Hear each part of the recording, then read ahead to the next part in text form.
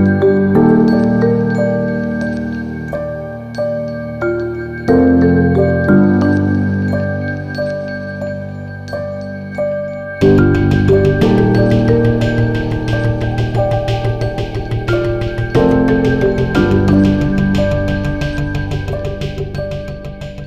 everybody, welcome back to Oceania 2084, the campaign of the same name as the game that we're playing by you and Aleksey here on Streaming Rainbow. Really glad that you're here. Thank you for joining us. Want to let you know right off the rip, if this is your first episode of the game, you're perfectly fine starting off here. We're going to explain a lot of stuff because this is the first episode that we're engaging with this player and this character. So we're going to be doing a lot of explanation at the top of the episode that helps ground all of us here who are playing it and you watching it in the reality of what we're doing. With that having been said, this is a tough game, right? Oceania 2084 is what at least some of you might expect it to be. It is more or less 1984, the game. Right? It is certainly heavily influenced by 1984 as well as other landmark works in dystopian literature and a lot of serious study of real-world authoritarianism, how it functions, how those systems and structures function, not just in the past, but now in real life for real people in the country that we're in the countries that you all might be in a wide variety of ways. So with that having been said, there's going to be a lot of tough stuff in it. And if you're not up for that, we have a lot of other great programming here on the channel. A lot of it is on the heavier side, but not all of it. And there's a lot of other stuff that I'm in, that we're both in, that we're each individually in, that you can go check out. And we're going to tell you where you can find out more information about that. So you can always go check that stuff out. If you take this on and it feels like too much at one point and you need to take a pause or just walk away completely, you're welcome to do that. We want you to take care of yourselves. That's more important than anything else, than a game, than a story, than anything. We're doing the same for ourselves, and we're taking care of ourselves and each other. We take safety very seriously, have very granular, extensive, specific, and ongoing conversations about safety to make it possible for us to engage in this game and other games like it safely and in ways that we are enthusiastic about. So keep that in mind. If you need to step away and come back, that's totally cool. If you vibe with it, we have a lot more of this going on. There is a core cast of 13 players in a West Marches style in a campaign that is going on in connection to this. There are also more than one person is doing what we're doing here today, which is an adaptation of the game in consultation with the game's designer for duet play. So it is not built for duet play. There is a solo mode, which hopefully I am putting a video about separately, where I will play by myself, true solo. Other than that, the game is built for 3 to 8 players, 2 of which would be resistance characters, 1 of which is Big Brother. I will be playing Big Brother. That is not the GM. There is no GM in this game.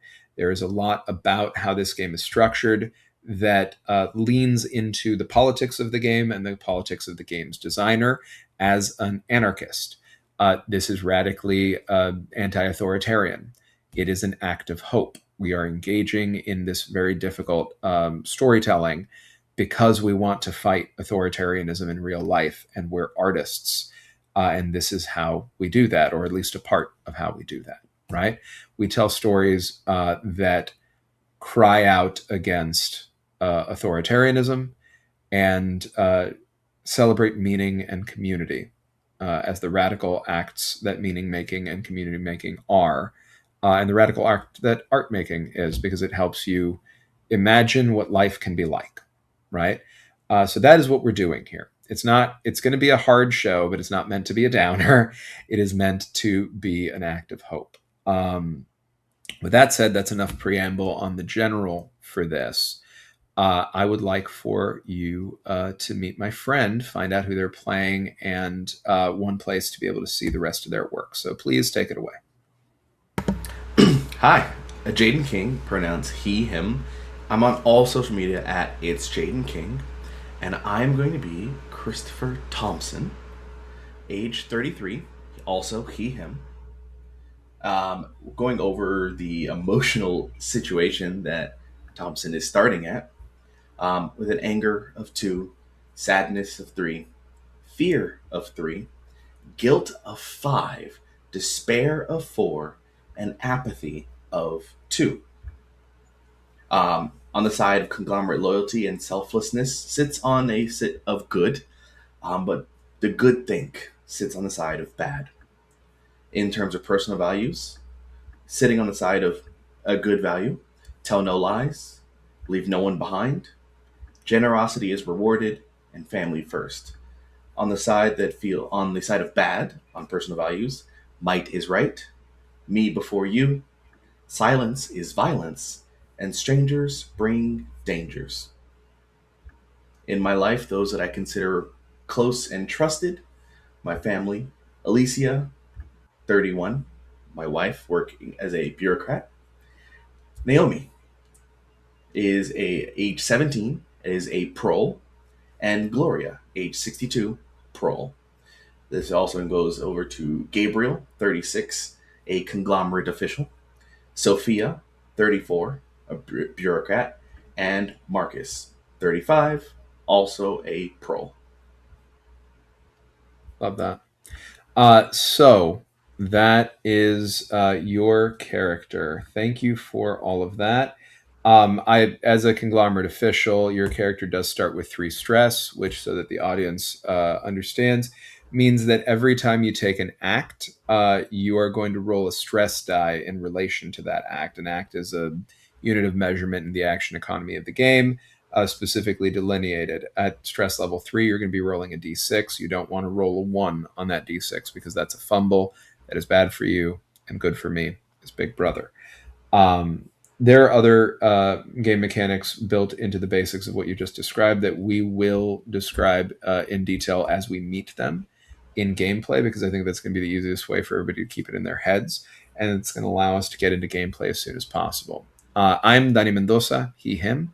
Danny R. Mendoza everywhere that internet things are found. So if you just put Danny, the letter R, Mendoza into whatever, I'm there. But Blue Sky is good for following me on TTRPG updates.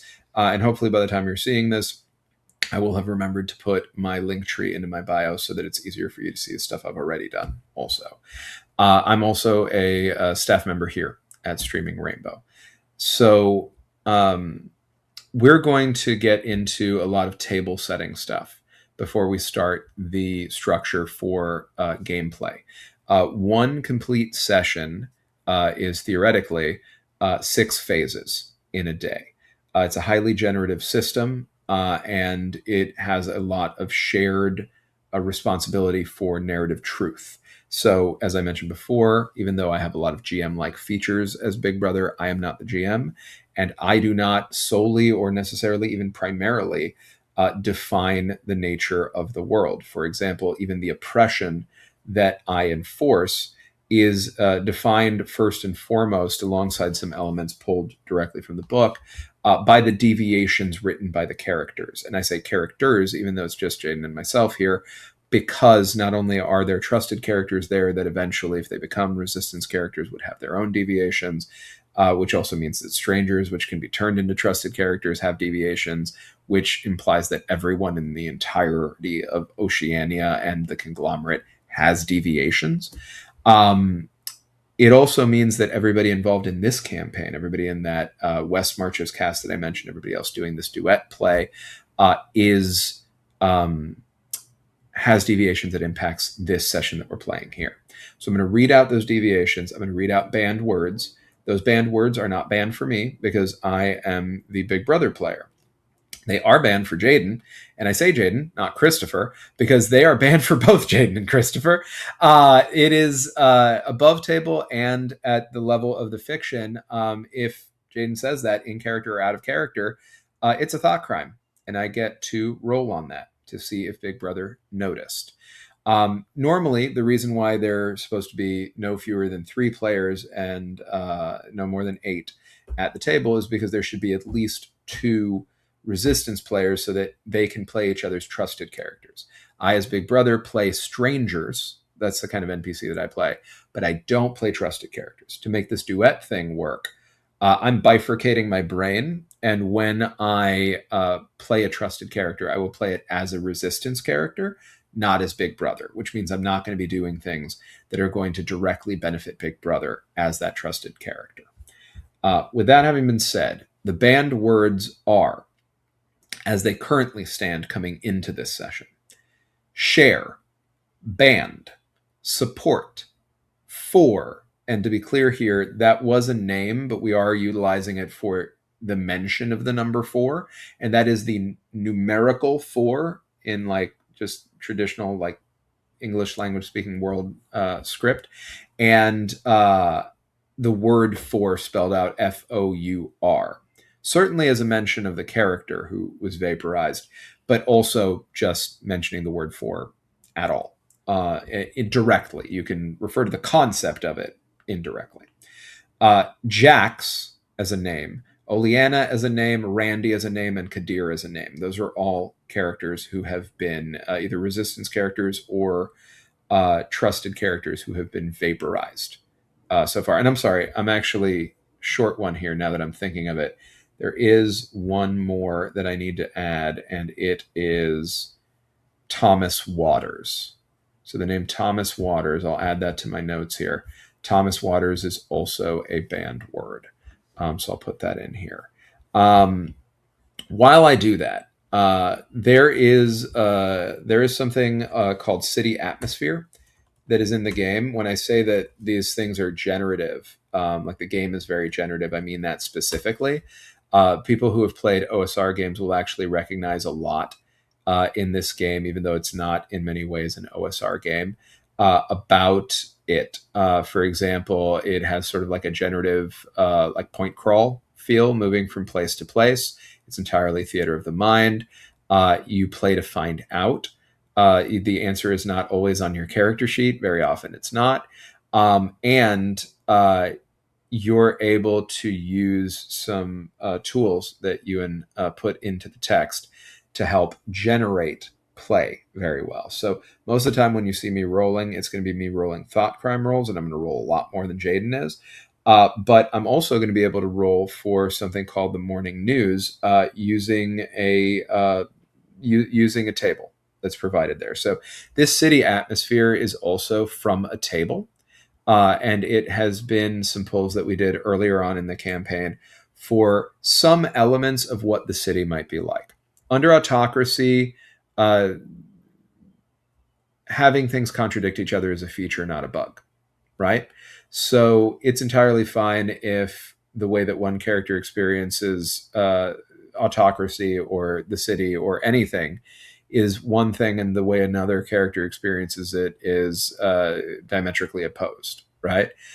These are not things that you, Jaden, should feel like you have to bring in to your character's experience of this city within Oceania. These are just elements that you can utilize if you find them useful. It can be violent, pungent, and scared. It can be ecological, spacious, and paranoid. It can be silent, empty, and solemn. It can be grandiose, commercial, and private. Now, with regard to world lore, the superstate of Oceania is not a country, but one of 5 giant corporate entities that make up the Conglomerate.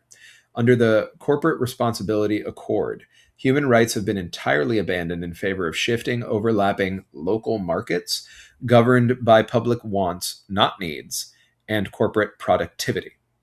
In the Gray City, the skyline is dominated by 4 monumental pyramidal ministries. Mini-Pax, the Ministry of Peace, which orchestrates endless warfare to exhaust industrial surplus without raising your standard of living. Mini-True, Ministry of Truth, which manufactures official lies. Mini-Plenty, the Ministry of Plenty, which manages rationing.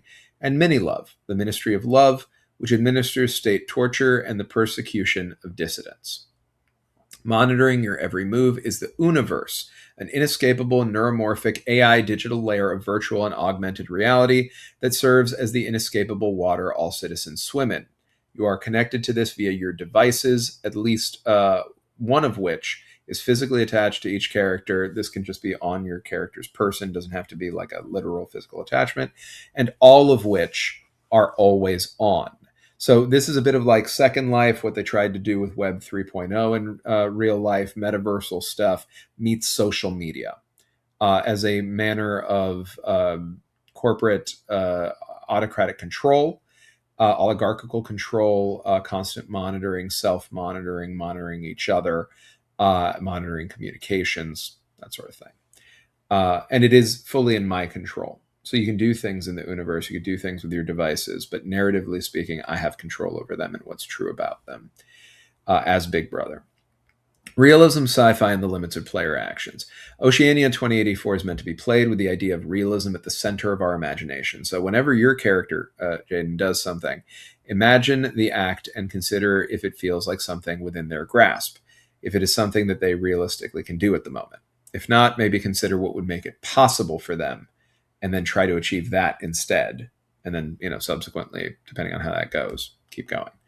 The element of sci-fi is found in the world building and the omnipresent nature of Big Brother and the Conglomerate. Big Brother does specifically exist as an AI, among other things, and the Panopticon functions with that kind of technology involved.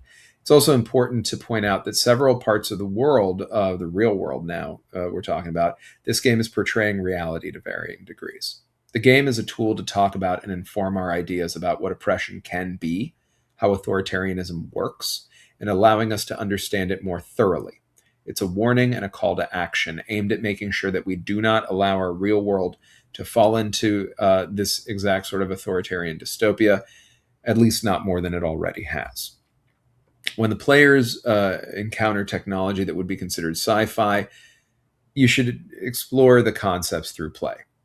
In essence, one can say that this is a stark contrast to the regular power fantasy of a lot of traditional gaming, and leans into social realism and bleak everyday lives. Some game principles. True liberation of this world is not possible. You play to explore, not to win. We are what we leave behind.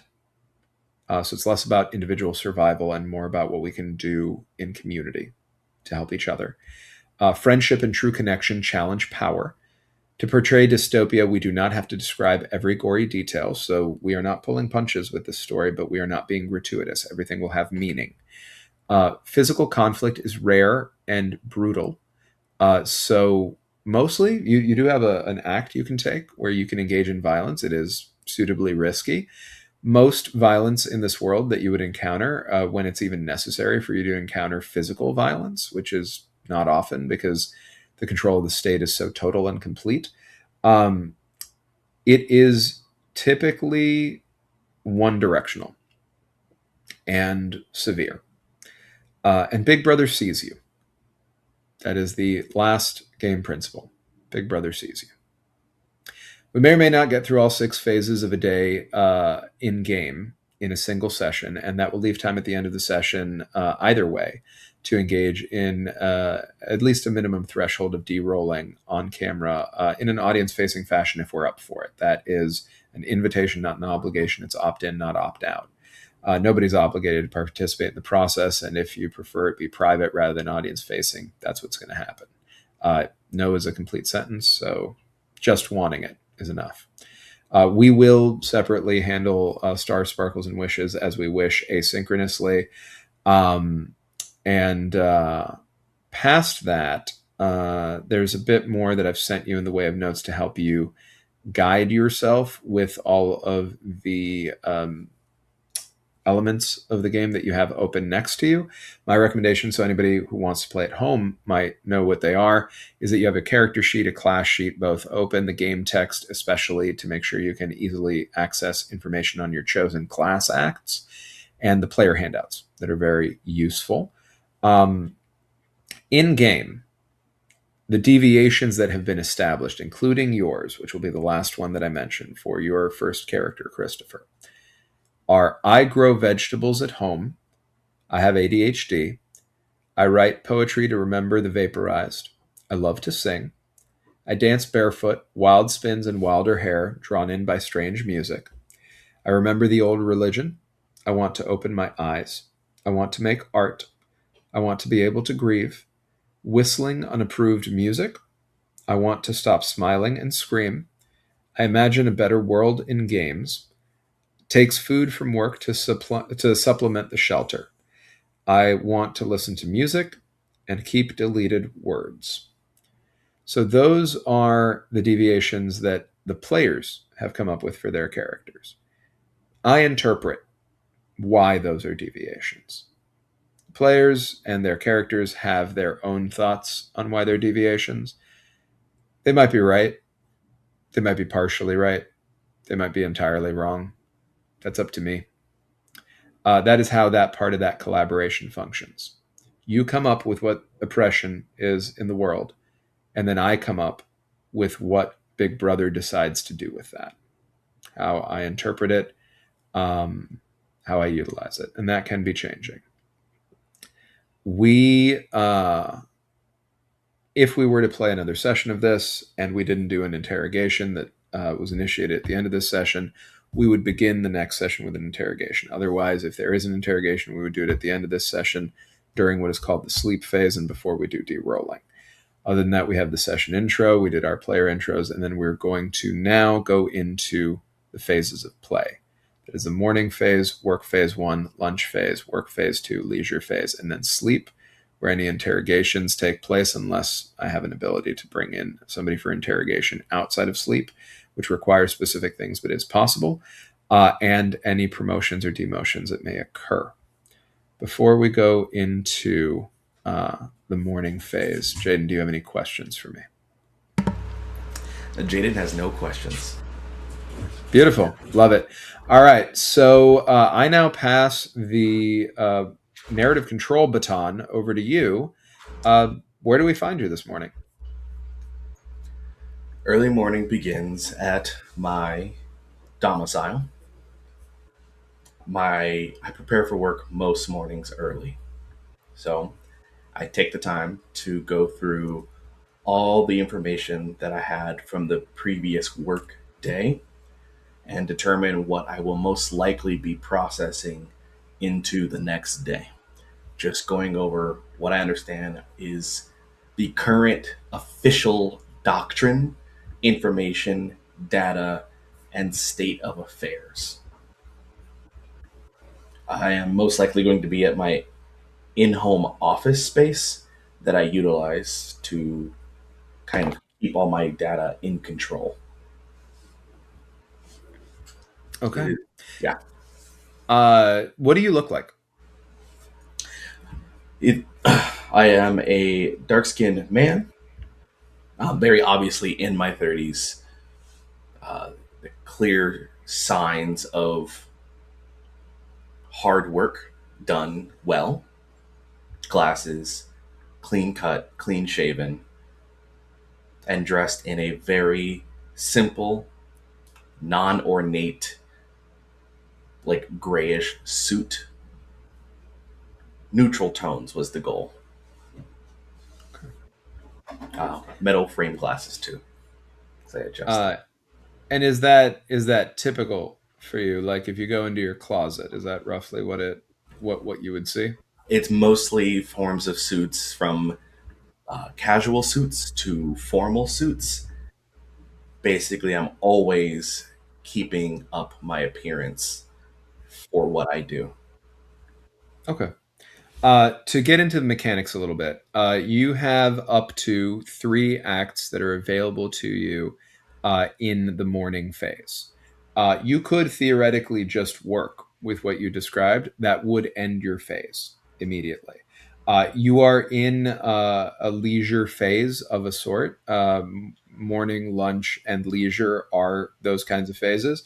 You can wind down. That would also end your current phase. You cannot do both in the same phase because both end the phase that you're in. It is not a thought crime to do wind down during this, and it would bring your starting stress of 3 down to 2. The way that would work is when taking the act to wind down, you would still have to roll the d6 for having 3 stress, but any subsequent acts, you would only have 2 stress. With that having been said, you would be giving up the chance to do 2 more acts unless that is the second or third act that you choose to do. If there is anything that you want to do using a class act or a social act or a different practical act, you're welcome to do that. If you don't see it there in the social acts, practical acts, or class acts, it can still go under an undefined act. So, from a mechanical perspective, what would you like to do? First act, I'm going to use text message. Okay. I'm going to be sending a short message to Gabriel, who is Okay. one of my trusted characters who also works in, um, connected to what I work in. And it's the simple message I usually send. Mm. What is the current state of things? Any pressing information I need to be aware of. Okay. Perfect. And I need a D6 for that Yes. for the stress, please. We start with that. That is a 2. Okay, you're good. So I am going to take a reaction to introduce. I'm not really supposed to do this with a trusted character. I'm more supposed to do it with a resistance character. But for ease here, I do think you hear back from Gabriel. And Gabriel is also, to remind everybody watching at home, not a character I'm supposed to control as Big Brother. So this is not Big Brother answering. This is a resistance player answering. Gabriel writes back and says, I need to see you at lunch. And we don't tend to do any more responses beyond that. Like I usually send, they let me know what's going to need to be happening, and then I carry on. Perfect. So that is your first act. Would you like to do 1 to 2 more in the I morning phase? I do believe that's going to be for this morning. I'm keeping it simple. I'm going to wind down, or because it will Okay. end phase actually, because I want to travel to. I have 3, so I'm going to travel to work for my second Okay. And wind down there. at work. That way, I'm already there for when work Perfect. starts. If I remember how this order goes. That is correct. So you can absolutely do that. I want to make sure that you're clear on mechanics with this as well. Even though winding down during a work phase is thought crime, going there during a leisure phase and then winding down still not a thought crime. Because So I'm you're all not in my active work period. correct. Yeah, So I do need a D6 for both of those acts. correct. We're gonna travel, stress, roll to 5, Okay. and then for winding down, a 5 again. Great. Uh, why don't you tell me, because this is part of Go Somewhere. The Go Somewhere Act Yes. says character present of sufficient trust level may invent and or describe a new location with a security level of up to your current trust level. So why don't you describe to us what your workplace is like? So my workplace is ideally tied to the Ministry of Truth. It is a hybrid open space studio office. That way, we have a way to get a lot of our recording information, our editing, whatever we're doing for any video or otherwise. And there's various corporate offices in there. So it looks like a hybrid of like, I would say like the classic downtown metropolis, but blended with the Hollywood studio street, like the Warner Bros. Street is my visual comparison. Nice. Okay. I love that. Tinseltown. You as you arrive at this version of Tinseltown to wind down before you actually get into whatever winding down is, and I'd love for you to say a bit of that when it comes to it. Your devices come alive, as do all devices of everyone around you. I'm going to go ahead and take a free reaction or 75 of them to introduce 75 people, 75 strangers around you moving through this space. It's a bustling complex, right? There's just 75 in your immediate vicinity, like within eye line of you once you've arrived in this place. And these 75 strangers all have their devices with them, as they should. And in the space that you're in, there are screens everywhere, large screens, smaller screens, speakers, out loud speakers that go out across the campus, right? And across all of this and on your own device, that you always have on you, as well as any others that you might have in your bag or what have you, you hear coming through, "Good morning from Mini Plenty. We have great news, citizens. Today is another prosperous day. Today, Big Brother has delivered unto us a spectacular boon. We are up, up, up. Our numbers are higher than ever. We have had a beautiful quarterly return, and in order to ensure that next quarter is even better than this quarter has been, we are going to be doing our part, Patriots. We are going to be cutting back. There will be a gas ration. That's right. There will be a gas and, in relation to that, electricity ration. So all private vehicles will require special dispensation for use. Fill out the appropriate paperwork if you feel that you deserve to make use of a private vehicle while the rest of the patriots around you do not. Have a great day. And that is the morning news. Now you're able to wind down as you see fit. You can describe that at the level of the narrative as much as you'd like, and then we will go into the work phase, the first work phase. I'm trying to consider which behavior is my wind down. I think I'm going to go to the relative bustle of everything to a relatively private table. My wind down is origami. Okay. I think I give myself like X amount of sheets per day that I will fold, create, and then unfold and put back in my journal so that I will use it later to not waste the paper. But the act of doing it and undoing it and then like having this one crinkled paper in my journal is my wind down. I love that. So you effectively wind down. You're able to decrease your stress from 3 to 2 on that. So now every time you roll, every time you take an act, you're going to be rolling a d10 instead of a d6, unless or until you're able to wind down further. If you get down to 1 stress, you don't have to roll a die, but you do still have that. If you get down to 0 stress, that gives you a buffer. But right now you're at 2. You're entering your work phase. What would you like to do? Okay.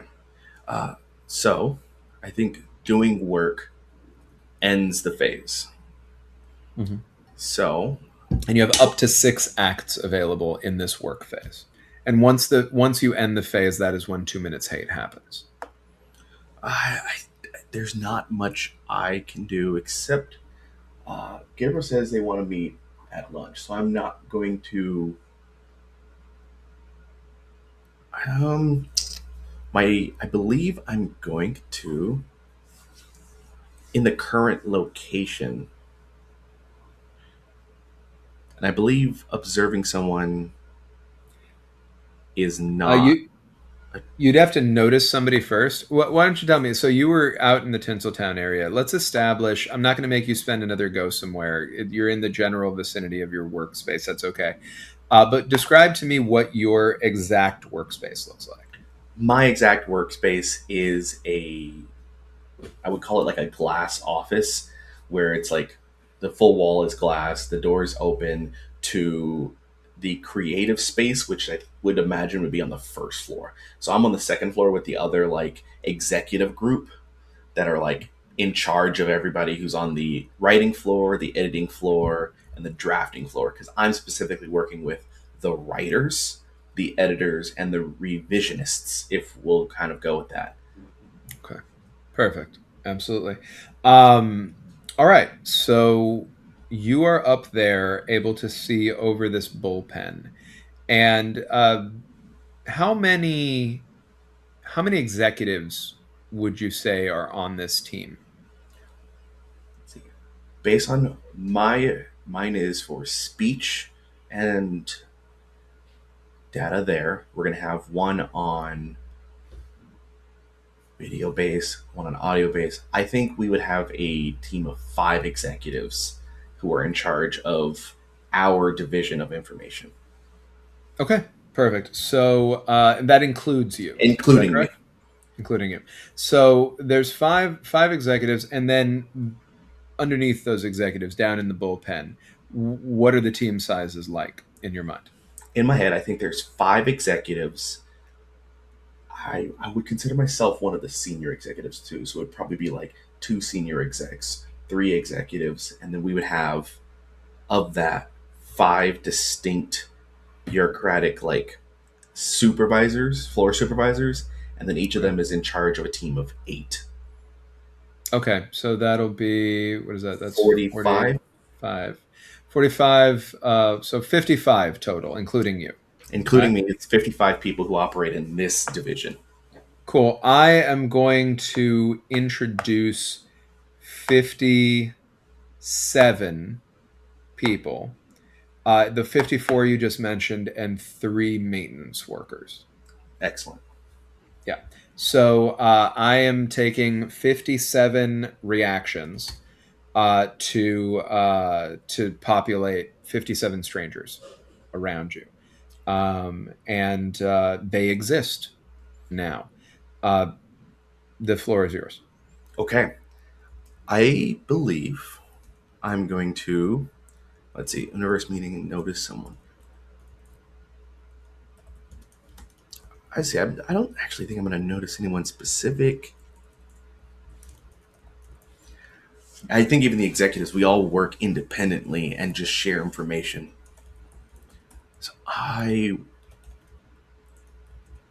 let's see, notice someone is describing how your character notices a shared character location.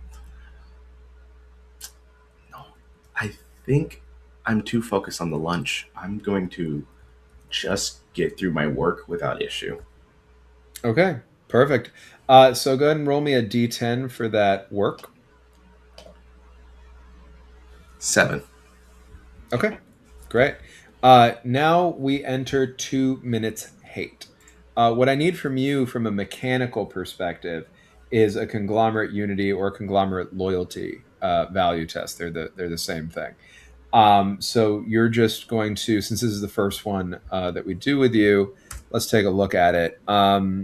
Conglomerate unity or loyalty is good for Christopher. So that means that you're rolling over the associated emotion, which is either fear or anger. If you want, I can tell you what the 2 minutes hate is before you decide whether it's going to be fear or anger that you're rolling over. And then once you go through the roll, we will talk through the rest of the mechanics. Yes, if Uh, I know what the hate's going to be, and then I'll determine whether or not it's going to be a fear or anger response. yeah, exactly. So, uh, all of the at the end of your work period, just before lunch is called, all of the devices, including your work computer, any kind of like layout of screens, they're all taken over by the face of Big Brother. Right? Hello, friends. Today is a joyous day.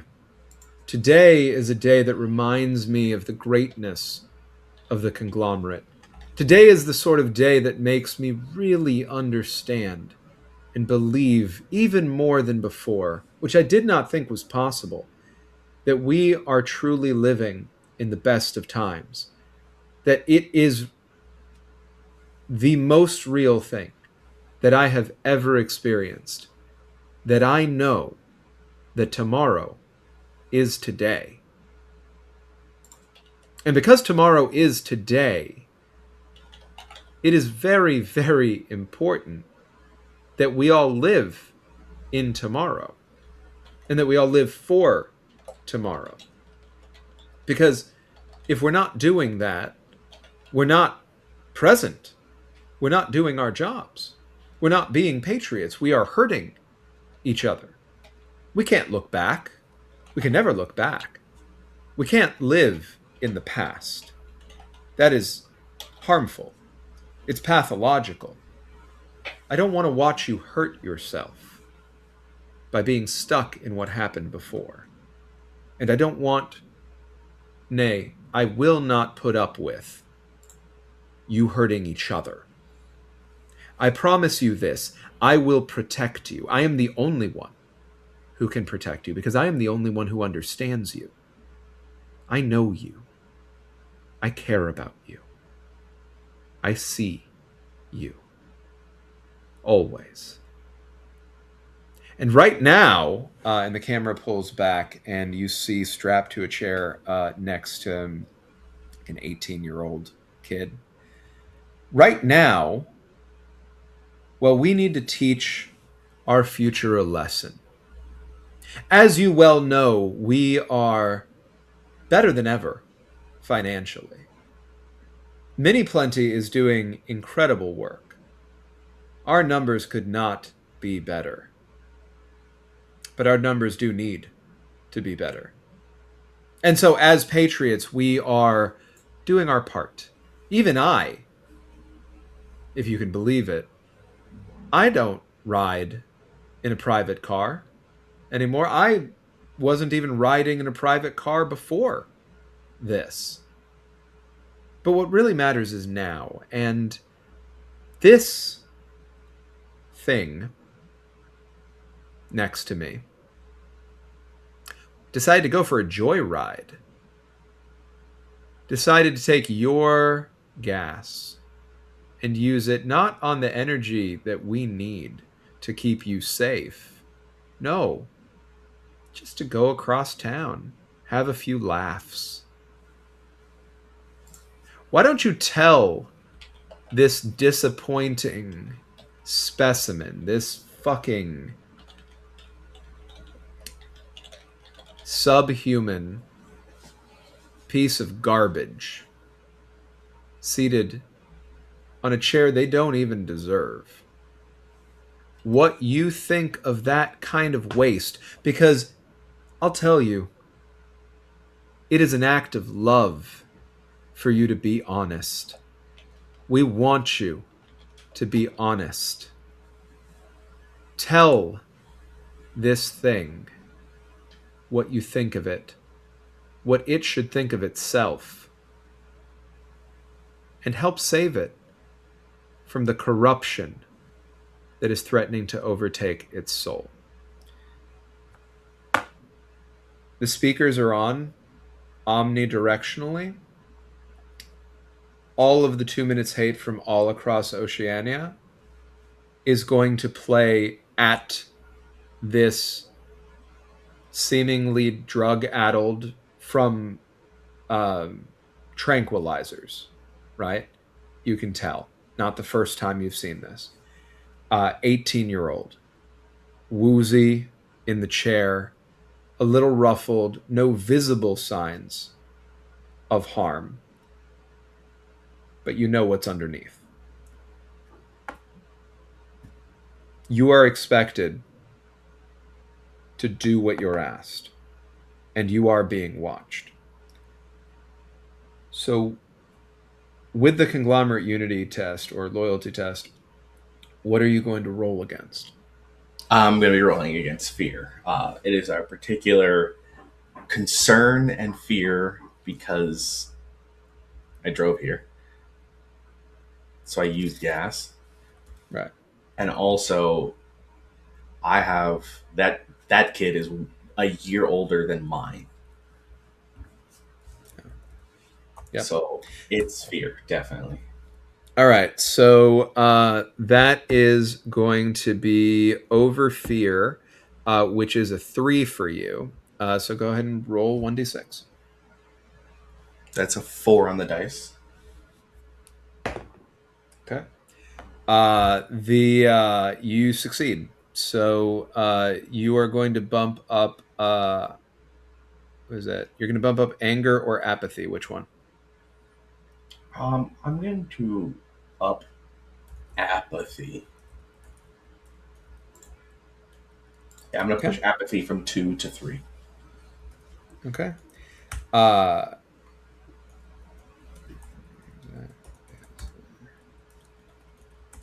Why? I have to numb myself to do this. I have to not feel, not think, just do, behave. And the less I think about it, the easier it is to go through. And so I feel like my apathy then has to increase, or at least seem. That's the best way I can get through this, is being apathetic rather than being hyper involved. Absolutely. That makes sense. You succeeded. So Christopher loses himself in the rage and frustration of the crowd, finding himself screaming out their rage at the enemies of Big Brother. So you can describe this or not. It's fully up to you. But what happens in this success is that Christopher is yelling hateful, rage fueled things that can be heard by the subject he's yelling at an 18-year-old kid, 1 year older than his own, for having driven a car the way that he did on the way to work today. Does this challenge any of his values? Let's see. Do silence is violence, strangers bring dangers, me before you. Might is right. Family first is something he has as a good value, Mm-hmm. which then means it is one of my values. Yeah, they're all your values, whether it's like good or bad for you, right? The question is what might be triggering him to need to mask in this moment. You can be guided by whether he has a good opinion of, like an opinion of it that thinks that this is a good value or a bad value. But either way, it's applicable, right? As something that you can roll against. And it doesn't have to be just one. If you think that it challenges more than one of his values, you can roll every challenge that you think is involved here. Or if you don't think it challenges any of them, you don't have to roll against any of them at I all. mean, let's see. Might is right. Me before you. I mean, it's not challenging that. Doesn't feel like that. Leave no one behind. They're just being admonished, so we can justify that. Generosity, family first. This is not actually threatening my family. I just feel tied to it. Silence is violence. We're making noise. I don't feel that this event circumstance is putting any tension on a personal value. Perfect. The only thing I would ask with regard to corporate values, I don't think you already did conglomerate loyalty. That was the test for the thing, like for the 2 minute hate itself. Selflessness, I don't think on my end, I don't see it as applying. Never putting yourself before the conglomerate. Although, if there is something in there about having driven your car there, although you did see that after you arrived, After, yeah. so so maybe not that.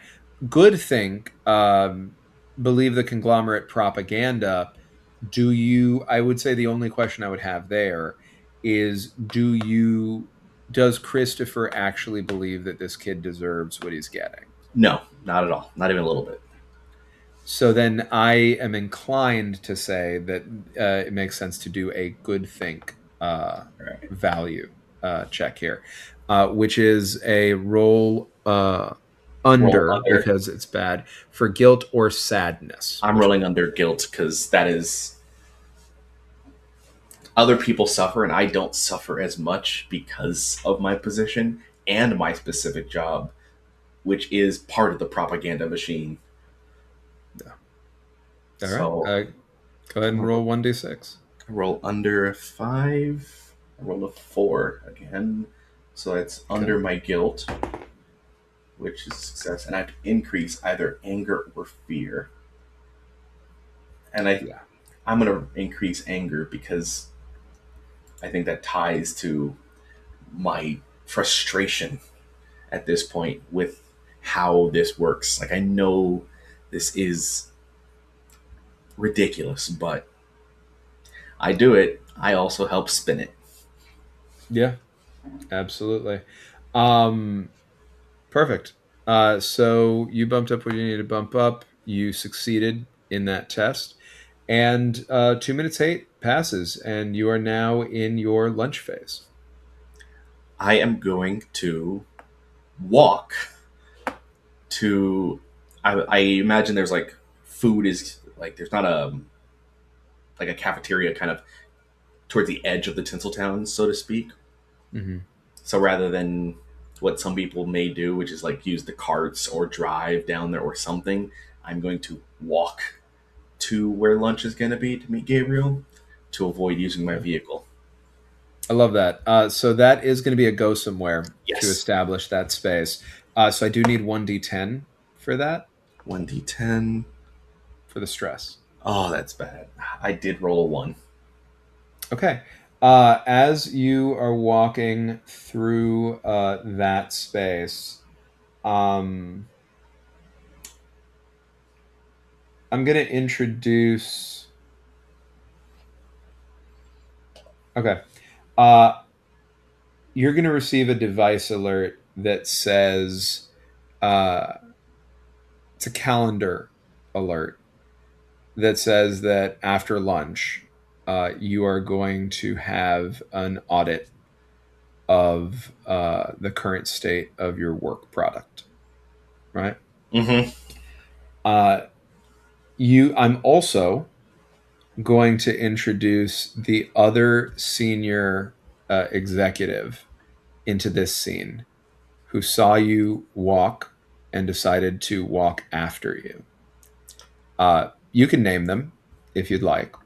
Um, This is gonna what be would you like their name to be?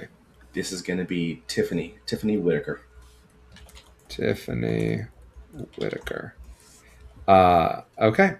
Tiffany comes up and says,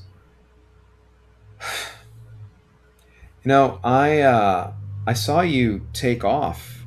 Can I walk with you?" And I just got the alert. And my understanding is when I fumble in the stress, it triggers a reaction out of me, right? No, no. So it triggers a reaction from me. Got it. So Okay. you're actually already existing in a world where I am using these reactions, right? Oh, yeah. So you're all good on your side. The thing that you lost was some narrative control in the sense of like it compelled me to take a reaction, Yeah. And now I right? have Tiffany with me, which was not part of my intention. Yeah, to be completely frank, you have Tiffany with you and you received the notice. Yep. Yeah. Uh, I'm tense already. And yeah, we can, sure, lunch.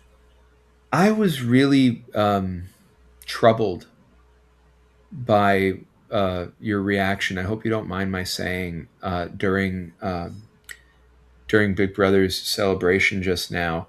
I'm concerned that you might have complicated feelings about what was just done, and that is why you decided to take a walk. I feel like you don't usually walk to lunch, and I just wanted to check in on you to see if you're okay. I appreciate your concern and your attention to detail. I know that it is appreciated and Big Brother would be grateful. I am attempting to mitigate my use on fuel, gas, electricity due to rationing, hence the desire to walk rather than to utilize vehicles. That's fair and admirable. You have always been a patriot. That's why you're so trusted. That's why we're both so trusted. I I've known you for a while, right, It has Christopher? been some time, yes. I know that we're colleagues, but we're a family here.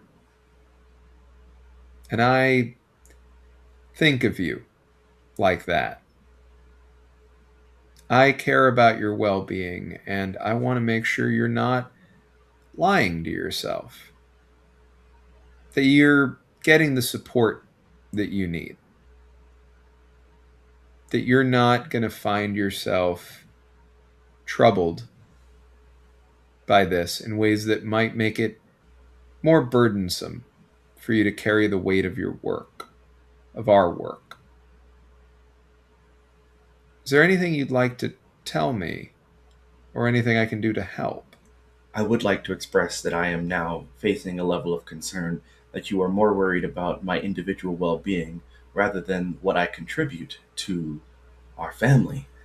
Have you been observing me this much to notice details and come to assumptions rather than completing tasks designated to you? Are you burdened by others' behavior? That is so kind of you to show concern for me. It is a testament to your character, the quality of your work, and why you are so trusted. I will reevaluate with the feedback that you've provided me what it is that I will be doing with my time. To put your mind at ease, I was able to complete 150% of my allocated work product for the moment for the morning uh, before I noticed what was going on with you. And I believe that your well being is our well being, that your well being needs to be secured to ensure that we are collectively, as a family, doing what is required of us for the sake of the conglomerate. The conglomerate above all. The conglomerate above all. And above all, the conglomerate.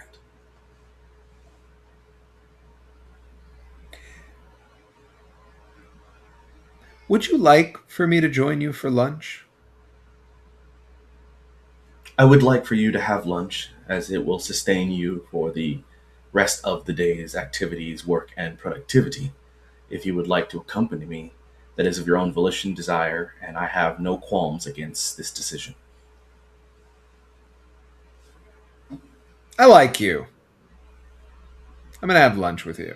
And walks into the same space with you there. Technically, I can't mechanically introduce a trusted character to the scene. You need to do that with a Yep. notice something. Notice someone, but you can do that if you'd like. You've used one of your three actions for lunch, one of your three acts so far. So you got two left. Noticing someone is an act. Yeah.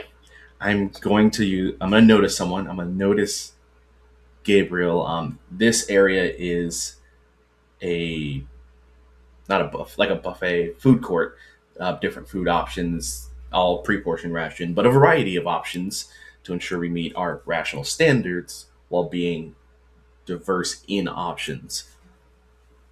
And I want to. Gabriel's already here, most likely, since they were not stopped. Mm-hmm. Probably has grabbed a very simple meal at best and has taken a seat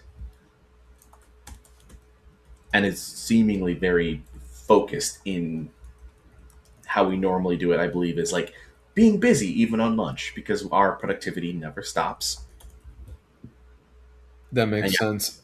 I I am know. going to take. I'm going to take 125 free reactions to introduce 125 strangers to this space, Yep. and Tiffany sits at the table just next to yours, essentially, basically your table, but there is a sliver of space between the two tables because the tables are just technically separate. So she's Mm-hmm. right next to you, but at her own table, and smiles at you, smiles at Gabriel, and also works while eating. So that's Oh, noticeable. I'm sorry. and yeah, and I need a D10 for Yep. The that for the strength. D10 Yeah. 6. Okay, perfect. And it's how many actions do I get for the? Just three, so you got one more until your next work shows up. Like your next work period starts. Yeah, this is rough because of Tiffany, who is lingering. Mm-hmm. I can't really do anything too pressing, but I will say, from a mechanical perspective, again, especially since this is your first session of this, you are able to wind down if you want to get rid of that stress, and then not have to roll stress dice until you take more stress. Right? It'll take you down to one, so you still will have one stress, but you won't roll any more stress dice. You could. This is somebody who you're already friends with, so you could engage in a deep connection. I could understand why maybe you don't want to do that with Tiffany seated right there, but you can do that. Try to do that. You can observe behavior on a stranger, including Tiffany or anybody else. You can do any of the other acts that are here, and you'll automatically succeed at them because, again, there's resolution mechanic. I mean, technically, with deep connection, there is a resolution of we decide whether it's authentically deep, vulnerable, and heartfelt or not. You could even do extroverted romance, affection, or family. Well, remind me, Gabriel is what level of trusted character for you? Is a coworker, so not So, family. so as a friend. You could Right. even do extroverted romance, affection if you wanted to in this situation. I mean, you'd be doing it in front of Tiffany, and there are 125 other people around you. But it's not a thought crime to be socializing during leisure time, right? So you could do that. I don't know if you have any class acts that would fit here, and you can also do anything you'd like as an undefined act. Yeah, I'm I looking will at my. say, Go ahead. no, I will remind you also, you didn't get like you didn't get specifics on timing for the audit, but you do know there's an audit after lunch, Hmm. and it is an act for you to go back to your workspace. I did get it on So my calendar. Does Could I determine if it will most likely be within the first act of my work, second, or you could try to risk it. You know, it is expected to happen immediately after work. So the truth is that if you come back at the beginning of work, you don't know how that's going to be interpreted. If you forego yeah? any connection with Gabriel, if you forego the chance to wind down, if you decide to just go back now, that is the safest thing to do, but maybe it's okay. You don't know. Tiffany made it weird. I'm gonna assuming at grabbing food won't take an act. I want to grab food and then go back. You're fine. You went there already. Getting lunch is a part of that, so you can 100% do that. Um, if it's Yeah, possible within that, like, I don't want to interact with Gabriel, but I want to you leave can. it. You just can't spend an act on it. Like anything we want to do at the level of story, you can absolutely do. We just Yeah, you can't spend it. I think it'll be a minor amount of just generic socializing, Okay. including Tiffany, about like specifically assessing the like both the morning information from Hmm. Mini Plenty and the hate, and Hmm. just being like, because I want to offer if anyone wants a ride home at the end of work, if they would like to mitigate my fuel usage in a shared way, essentially. Like, very Sure. regular work talk. It is a way to just be like, yes, Gabriel, I'm talking to you and to Tiff because obviously we can't talk further, and then just go back. Perfect. So Tiffany is going to take you up on that. I knew she Um, was. yeah. Gabriel will though as well, right? So I'm doing that as like a resistance character. The Tiffany thing is Big Brother. And although again, strangers are not necessarily suspect for you. The fact that I run them does not mean that they're like all thought police or whatever. It means that you don't know, I right? don't know. And she could just be a regular person doing her job and being a nuisance at the right time. Yeah. Uh, and I am going to send you a text message as Gabriel Hmm. that says drinks after work question mark. Now here I'm going to remind you above table of two things because again this is your first session. One is writing a text message is an act. Yeah. So if you want to answer that, it takes you an act now or later. The second thing is if you look at the text message description, the content of the message might be a possible thought crime. If you answer with regard to something social during work time, Yeah. right? That's Um, I'm not going to give you those reminders every time, but I'm going to do it for a bit when we're starting on stuff, just to anchor you into what's happening, and then I'll let it flow. But But yeah, no, absolutely. Like, I can read it. I just responding would be using the act, correct? correct. You can read it now. Sending a text message back is the act. Then yeah, no response. I'm using my last leisure act to go back to my my building. Perfect. You just need to give me a D10 for that to see if you fumble. Travel roll. That's an 8. All right, you're all good. And that brings you into your second work period. When you return to your workstation, you see that three people are in there. So I'm introducing three strangers, Mm, three auditors are at Christopher's workstation after lunch. Office. Let's call it office because it's a full office. yeah, Lunch.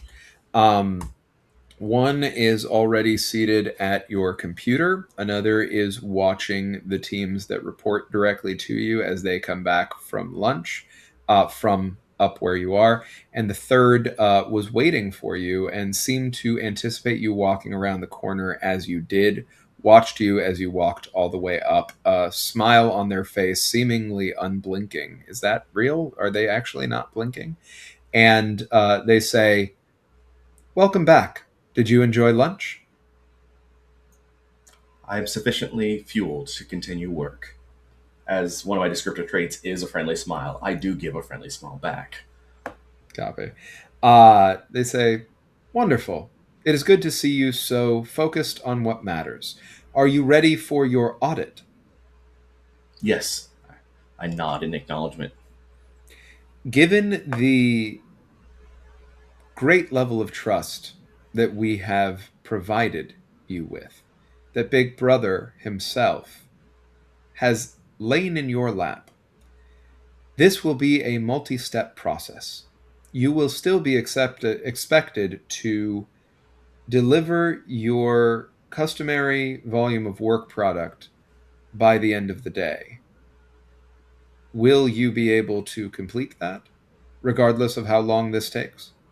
My understanding is, will you be going through my devices or will I still be able to use them? You will not be able to use them until we are done. I will be utilizing my journals to document what work I need to and transcribe them at the end of the audit then. So Understood. yes, Will you provide those notes that you transcribe to us as auditors to take with us at the end of this process? as long as I have time to put them into my notes to complete my work, then you may take the journals. Uh, as long as you have time.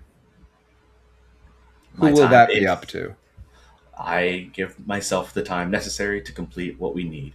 So my time is yours and to the conglomerate. Conglomerate above all. And above all, the conglomerate. Let us begin. First, and here you're guided over to your own desk, where you see that a bunch of nested files are opened already. Talk us through the entirety of your work process day to day, what your responsibilities have been from the time that you began here to today, everything that you have on your devices here for the conglomerate that are confidential, how you maintain confidentiality securely, what kinds of security measures you take to consistently ensure that everything is being attended to appropriately, and what your method of organization is. For Jaden's understanding of one thing, one, I've been audited before. This is not unusual, Yes. correct? I'm not going to say it's not unusual at all, but yes, by the time that Christopher has reached this level, Christopher has been audited in a variety of ways. And the rigorousness of this might not be exactly one to one to the last time because the Yeah. audits are not standardized. They Yeah. they are deliberately built differently each time. Customized is how it's Yeah. reported to you all for optimal assessment. But yes, you would have some prior experience with So this the sort of thing. question is, am I considered under a level of, because I deal with revisionist data, some of that does include information that almost slipped there, is not allowed, Hmm. and therefore am I technically considered protected as a patriot to mention any of that to them for the audit? No, That's meaning, yeah, you need to talk. You need to talk around it. If your part of what is being assessed is your ability to balance that. that's what I okay. I wanted to get an idea that Christopher would know this by now. Yeah. Yeah, yeah. I mean, given what you established about his background, absolutely. There's no reason why it wouldn't, as far as I'm Uh, concerned. I am given the previous amount of data information to then take and alter according to the upcoming information that we are provided from Big Brother, the conglomerate, or any other alterations from any ministry of any form to prepare for the next set of announcements or to update any data that needs to be transcribed or otherwise prepared. And this is all brought in through our delivery system, brought directly from ministry channels, that is then systematically put onto the devices and handled accordingly.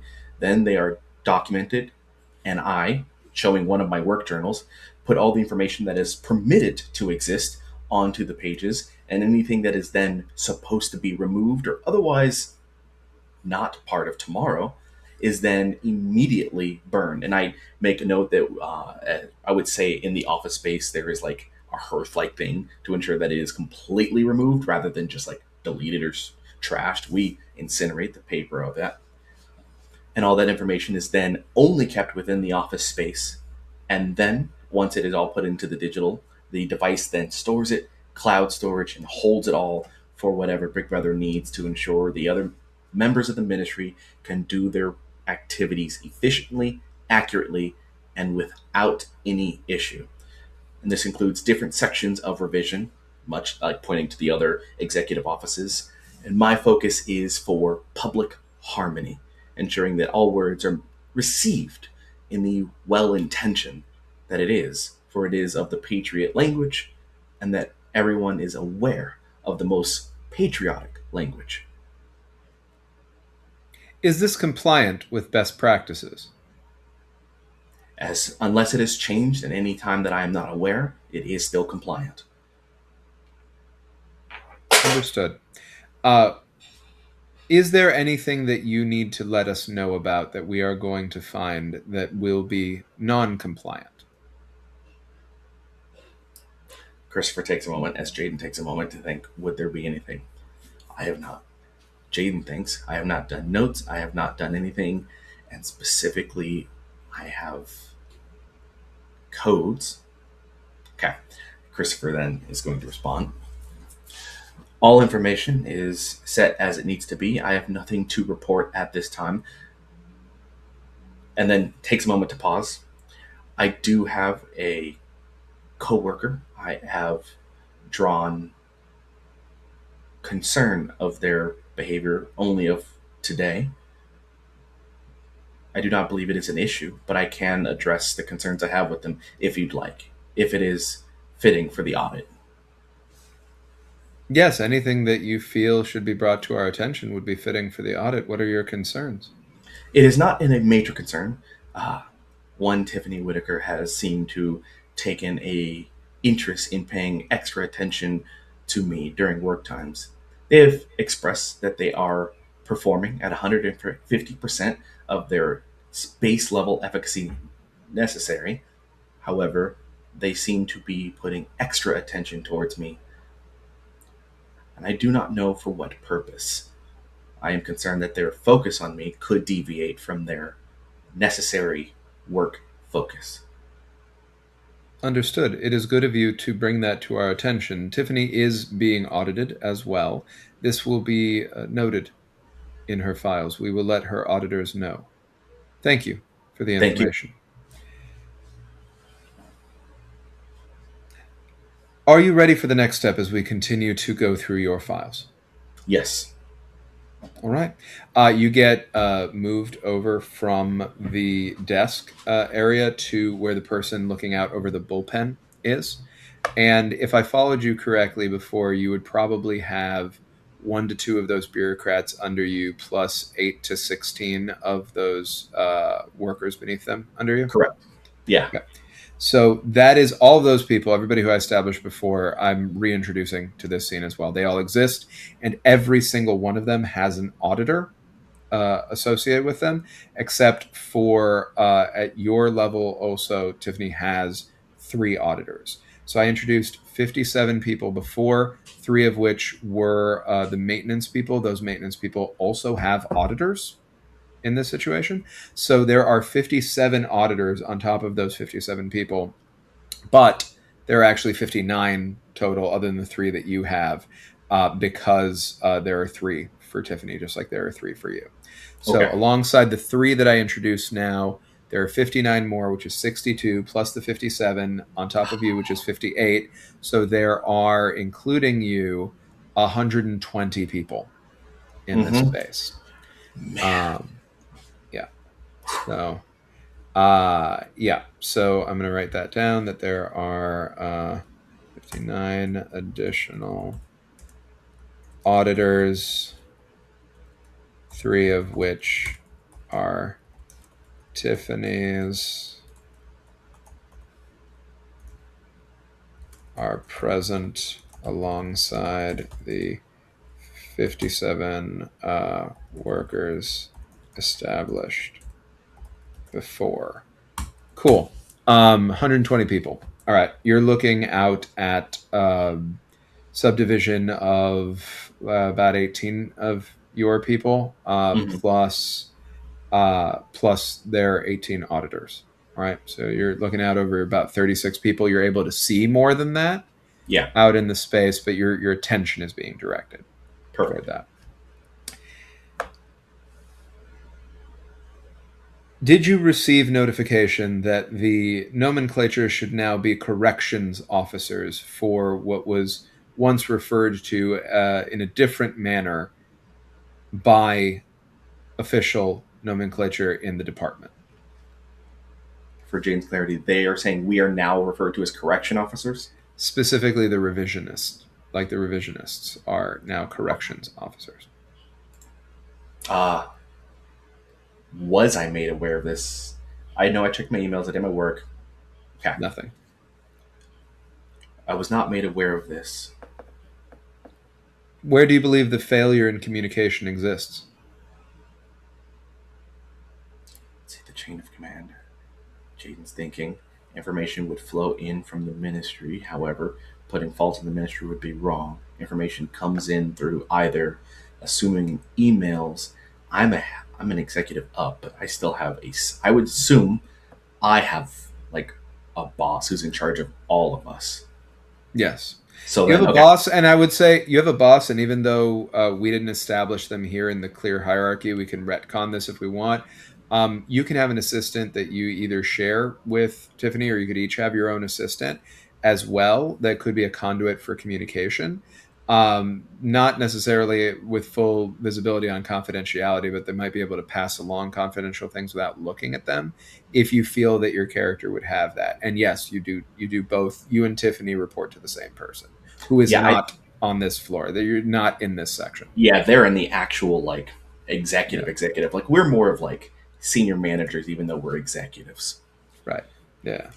I think we would have a boss, and I do think we would have like a shared assistant that handles a lot of like managing our information, our schedule, and so on.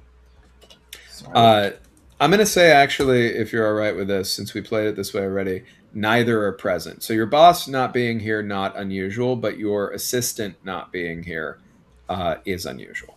yeah.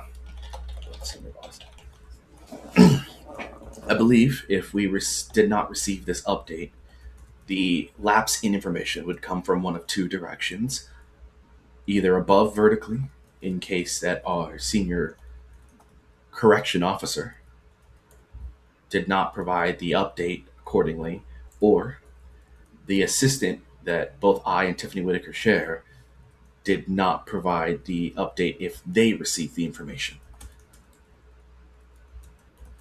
Understood. So Tiffany is a persistent problem. Tiffany is consistently in the loop, so it would be an issue that would stand from either above, below, or alongside. In the event that the information did get to Tiffany and I did not receive it, the assistant is missing currently, and I know that our senior correction officer would provide the information had they had it. How long has your assistant been missing for? Would it, Jaden asking, would it be safe to say that my assistant was here last work shift? Like, the previous day. Yes, and this is where we get into like a bit of gray area when it comes to ownership over the narrative. But because this is a stranger that I introduced, so it does make sense that we're collaborating on it. But it is your workplace, so Yeah. like you would be able to establish that. And my take on that is that I would, generally speaking, there might be specific instances where this isn't true, but I would, generally speaking, defer to that. Right. So if you feel that she was there the day before, she was there the day before. Yeah. She was there. She was here previously. She tends to work as late as either I or Tiffany, or essentially stays until one of us or both of us have left. So she was here Understood. previously. And she was not here this morning. Did you report that? I did not report it, neither did Tiffany. Our focus is getting our work done, and we are aware that at times individuals could indeed work from home, but no communication had come from the assistant. I give until the end of the workday to double check any information, and if no work had been done, then I report accordingly. Do you find that efficient? I do not believe it is the most efficient. However, it is possible it can be efficient.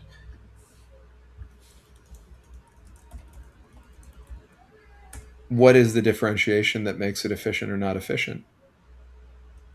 Practice versus theory. Explain. In theory, her not being present could be considered inefficient if productivity does indeed drop, which has been brought to my attention that information is lapsing, which then proves and affirms that it is inefficient and then therefore needs to be immediately remedied. You have come at a time to audit and find the error before I have a chance to determine if an error was made. Does that not suggest to you that perhaps we were aware that an error was made that you should have caught?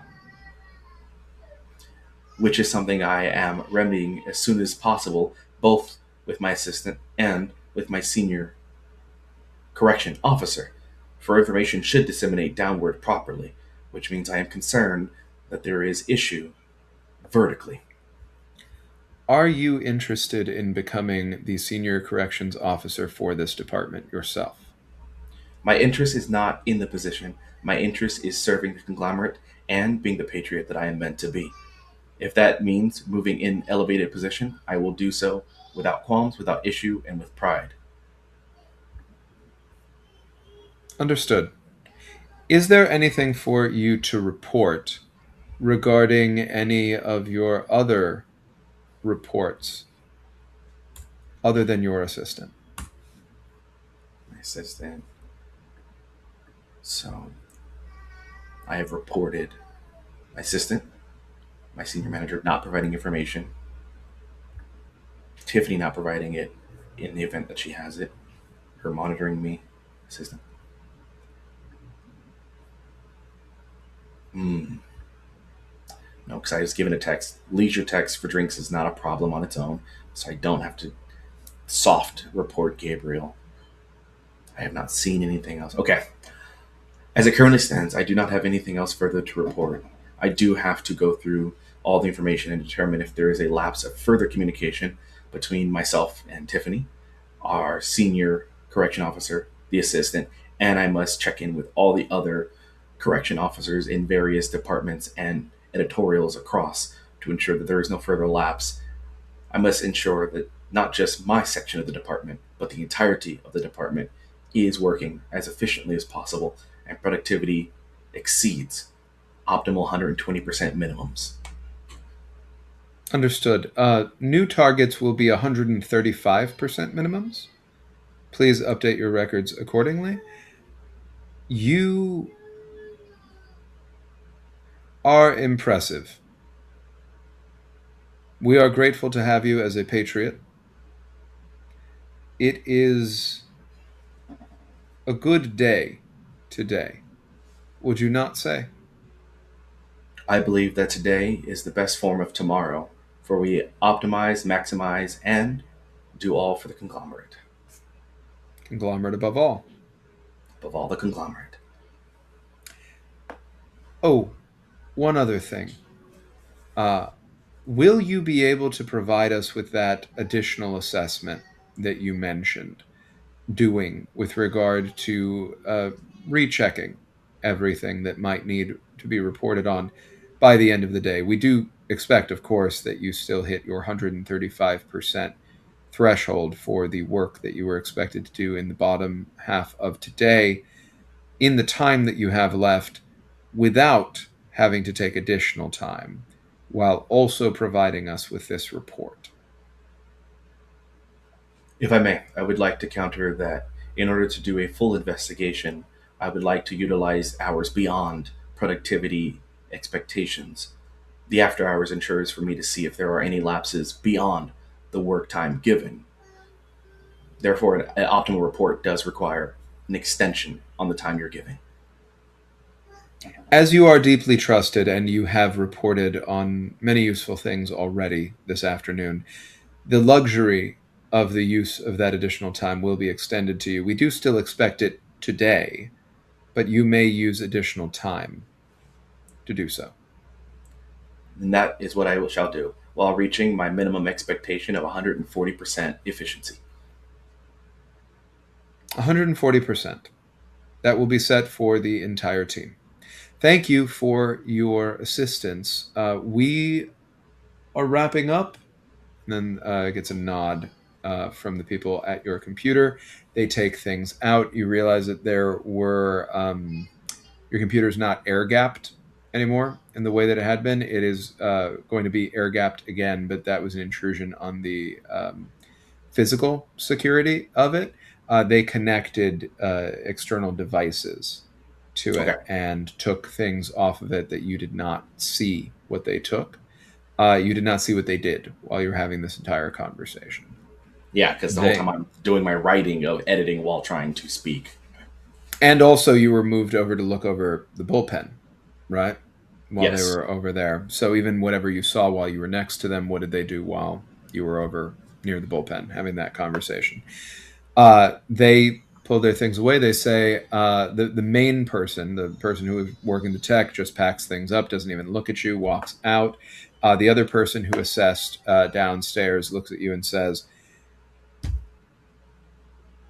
I believe that there is a bright tomorrow in you. Do not let me down. I shall not. Numbers are up, and I shall keep them up. And walks back out. And then finally, the person who smiled at you walking in says, You did well. Rest easy. Enjoy the rest of your day. You deserve it. You're a patriot. There is it's performative, but there is an expression of not sadness, disappointment on the expression, as Christopher kind of goes, well is mediocrity. I do not do mediocrity. Very good. And they extend a hand to shake your hand, Formal handshake. and they walk out. Now, question in retrospect there with everything that happened.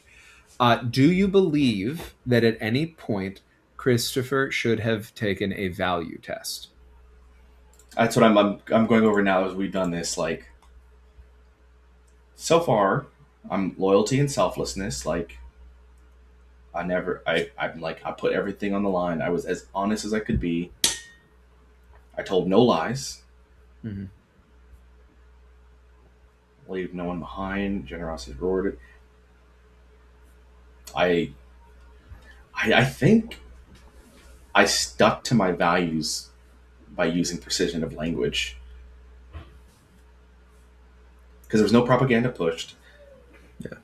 My loyalty wasn't questioned. Selflessness. No fighting. I wasn't putting anyone above anyone else or below. I put everyone on the block honestly and sincerely. Yeah.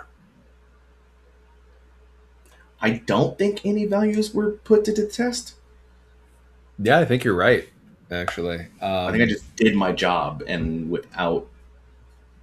I didn't have anything that was problematic, so therefore I had no values to like qualm over. Absolutely.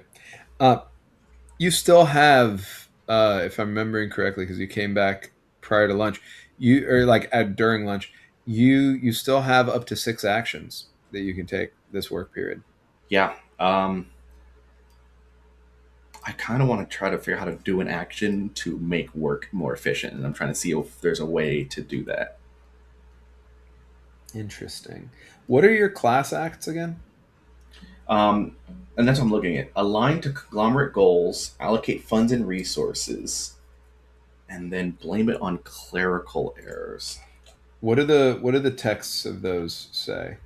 So, aligned to conglomerate goals allows me to describe how I can reassure someone important of someone's innocence. So I can make someone seem innocent, which I wasn't going to use there. Allocate funds and resources. I can give someone access to a higher grade of rationing than their current trust level allows. And then lastly is I can blame it on clerical error. Creates a scene and casts doubt on the bureaucratic process.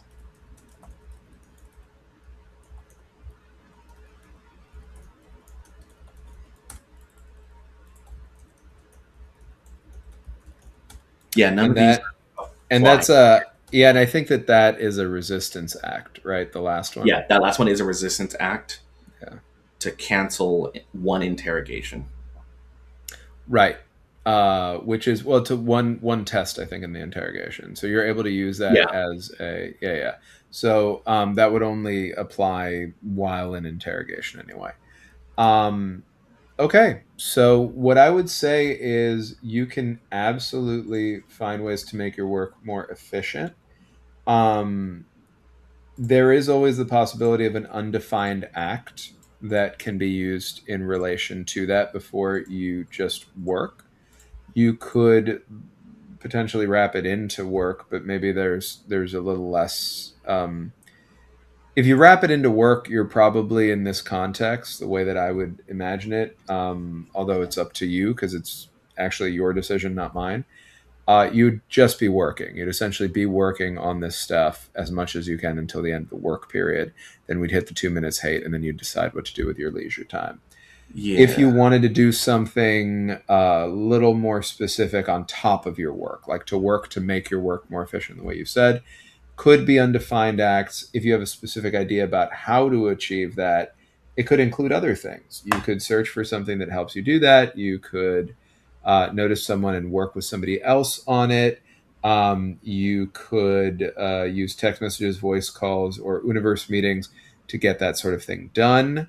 You don't have to do any of that. It's fully up to you.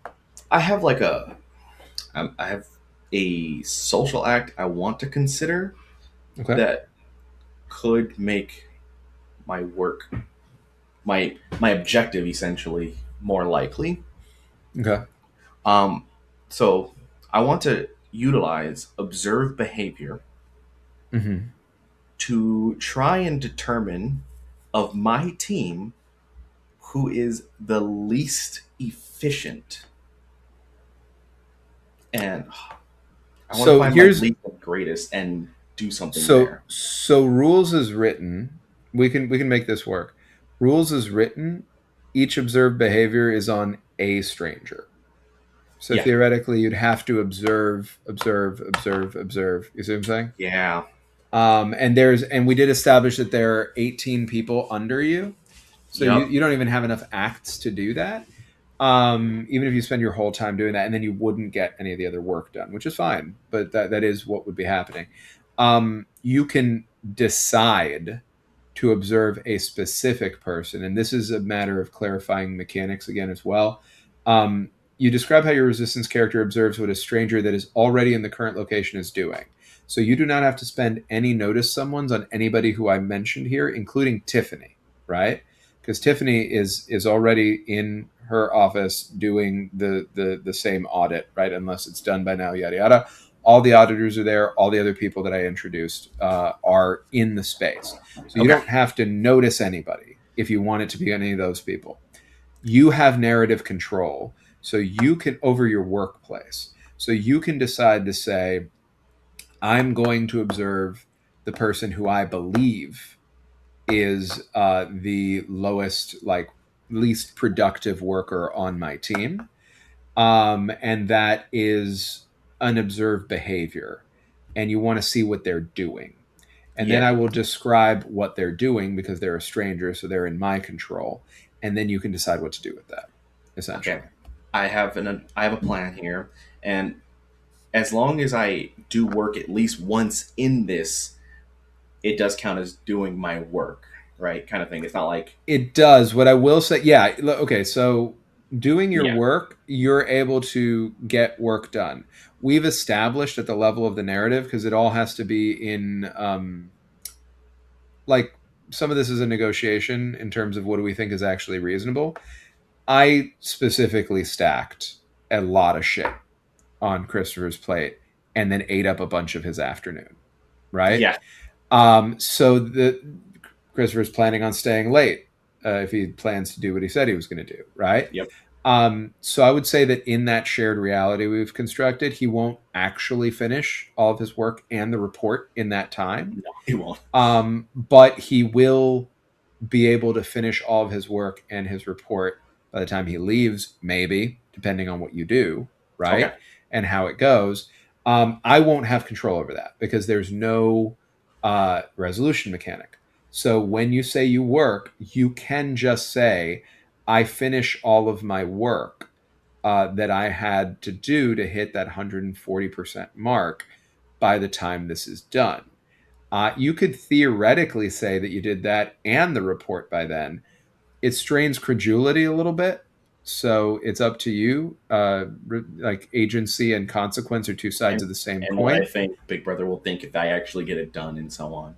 Correct. And also, you said you were going to stay later. So just peek behind the curtain. It becomes a little bit of like, so what does it look like if you got it done? Did you rush it? Was it, like Yep, there's all sorts of things. So you can establish that. And then I establish what I have narrative control over. And that beautiful. push and pull continues to happen. So I have how many actions for my second part of work? Because the first Six. part. Up to six in each Okay. one. So both between both it's 12, but they don't amortize. Like you can't move stuff around. Yeah. It's up to six in the top, up to six in the bottom. Beautiful. I'm actually going to start with um to do. I'm going to observe the behavior of Tiffany. Okay. And Tiffany is my equal, so I don't believe that is Yeah, considered. that yeah, Tiffany is your equal. Tiffany is your So equal. it shouldn't be one of those like truth crimes. So I'm going to observe. I'm going to start with an observe on Tiffany as I Mhm. doing my work. I want to observe and see what she's doing since her audit should have just also finished, unless it's still going on. So you do see that Tiffany's audit is still going on. Yours finished sooner than hers. And you see that she is very enthusiastically walking the auditors through a lot of information. And at one point, after you've been looking at her for a little bit, she feels your gaze on her and she looks over at you and she's slightly startled for a second and she smiles in a way that does not reach her eyes and she gestures in your direction while she continues to talk to these people. You can't hear what she's saying, but the two of them, of the three, there's the one that was at the computer like yours, and then there's the two other ones, one that was looking over the bullpen and one that was essentially greeted her when she entered. It was the same process that you underwent in that sense. The two of them, who are not the computer one, look over at you too when she gestures at you. Their faces are inscrutable, and then they continue to talk. Okay, so that's one. Two. God, I want to make sure I do only five so I can do work. I do need a D10 for that. D10. Thank you. Yep. Yeah. D10. That is a 7. Okay. Second, um, I was gonna text, but I think I'm gonna try and call our assistant. Okay. That You're feels like here, it's work related. so you can try to call them if you want them to pick up. I believe you actually have to notice someone, then voice call. meaning they don't have to be in the space. But Oh, if you okay. want to reach them, or maybe you do the voice call and then notice someone, the two are together basically. The order maybe matters less, but you would have to introduce the assistant to the scene because we established specifically they're not here. Yes. Okay. So then I've used one for observe behavior. I'm going to use notice someone to try and notice. Oh, because you can notice a shared character in their current location. I see. So I'm going to notice someone to try and notice my assistant and call them since I need to be able to get a hold of them. Yes. What do you want her name to be, Or I guess it's an or their universe name to meeting. be? It can Universe be an meeting. universe meeting. It can absolutely be an universe meeting as well. Whichever you want to use. Yeah, I'm going to use Voice. universe. I feel like that's like a video call, basically, right? It can be. So so that you know, and you can style this however you'd like. You can anything in social media, anything with a video call, anything that feels multiversal, right? In like a sorry metaversal, right? Is what I mean to say. So anything that is like Second Lifey. So you can have it be just like a Zoom call. You could also have it be so that they like show up holographically where you are. You show up holographically where they are. You can have it be in like a neural interface that allows you to enter like a second, like an universe second life kind of thing, and then you meet in like a meeting space there or some other space there. All those kinds of things are on the table and more. It is up to you when you use it, which element of it you're using. All of those things, generally speaking, exist technologically in the space. Um, what did you want your assistant's name to be? We're going to go with. Um, oh, we're going to go with Penelope. Okay. Penelope Vega. Penelope Vega. All right. Um, so give me a D10 if you can for that, and for in noticing someone, First, and for the universe meeting, and then we'll go from there. 4 and a 2. Okay. Perfect. So floor is yours to Um, establish the scene. so I'm going to, since my computer's back, I'm going to get to my computer and I'm going to try and basically do a universe call to get Mhm. video using my work account to contact her work account because she should have her device on her at all times. Since I'm not aware of why she's not here, I'm going to try to get a hold of her through that. Yeah. Well, and since you use notice someone, you do get a hold of her, right? There's Yeah. again, there's no resolution mechanic, so you find her. And she's able to pick up. What is the describe to me the nature of the universe meeting space? Like how is the interface manifested? I think it's going to be like a Zoom call. Okay, copy Like that. I'm calling with the webcam that's built into my computer, and whatever device she is using would also be a webcam pickup. Uh, Perfect. So she picks up, and how would she typically refer to you? Do you think? Um, would be Mr. Thompson, just Okay. very business formal, and So she yeah, she picks up and she says, "Christopher, are you okay?" that that's jarring. Okay, does she? And she is on video. On video, she looks a little haggard, but otherwise normal. Like she's put together. She just Okay, looks stressed, like she hasn't slept. Right? one, do not refer to me by my given name. I'm sorry, Mr. Thompson. Two, you are not at work. I am not, and I'm sorry for that as well. You must provide an explanation. I.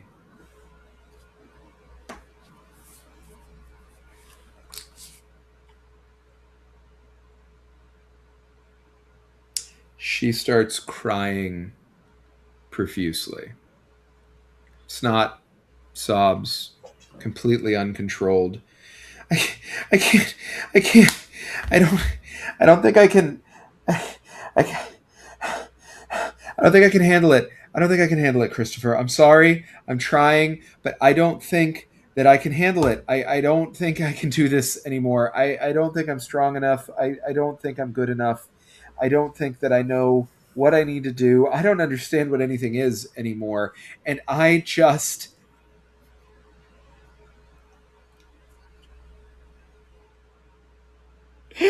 need I just need something to make sense. I need something to make sense. Explain to me what's happening. Nothing makes sense, Chris. Nothing at all makes sense. Okay? I'm sorry, Mr. Thompson. I know. But I should be able to. You're a person, and I should be able to call you by your name because you're a real person who I like. I like you.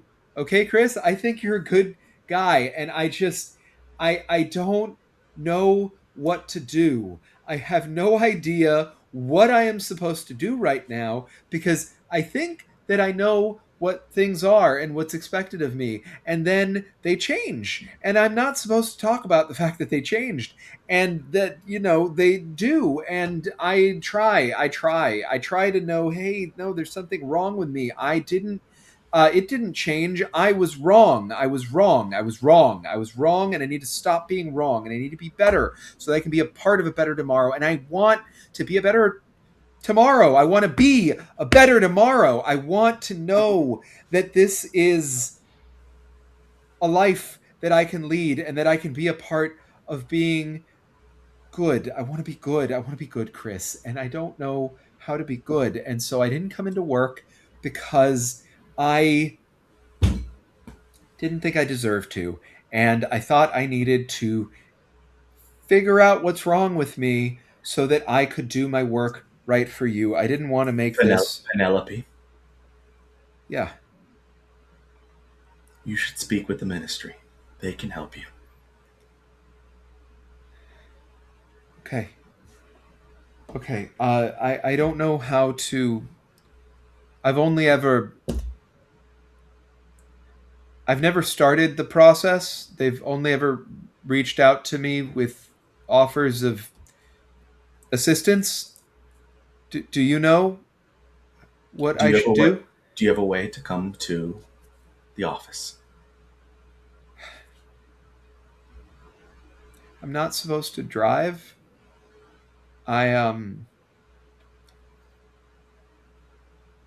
I have access to personal drivers that can come get you. You do that for me? Yes, I'll send them over. Okay. Okay. Okay. I. Okay. I'll. Stay on this call, Okay. and I'm gonna mute it, Mm-hmm. and I'm gonna use. Um, I don't know how this is gonna work. I'm gonna use another act while this is going Yeah, that's fine. to call.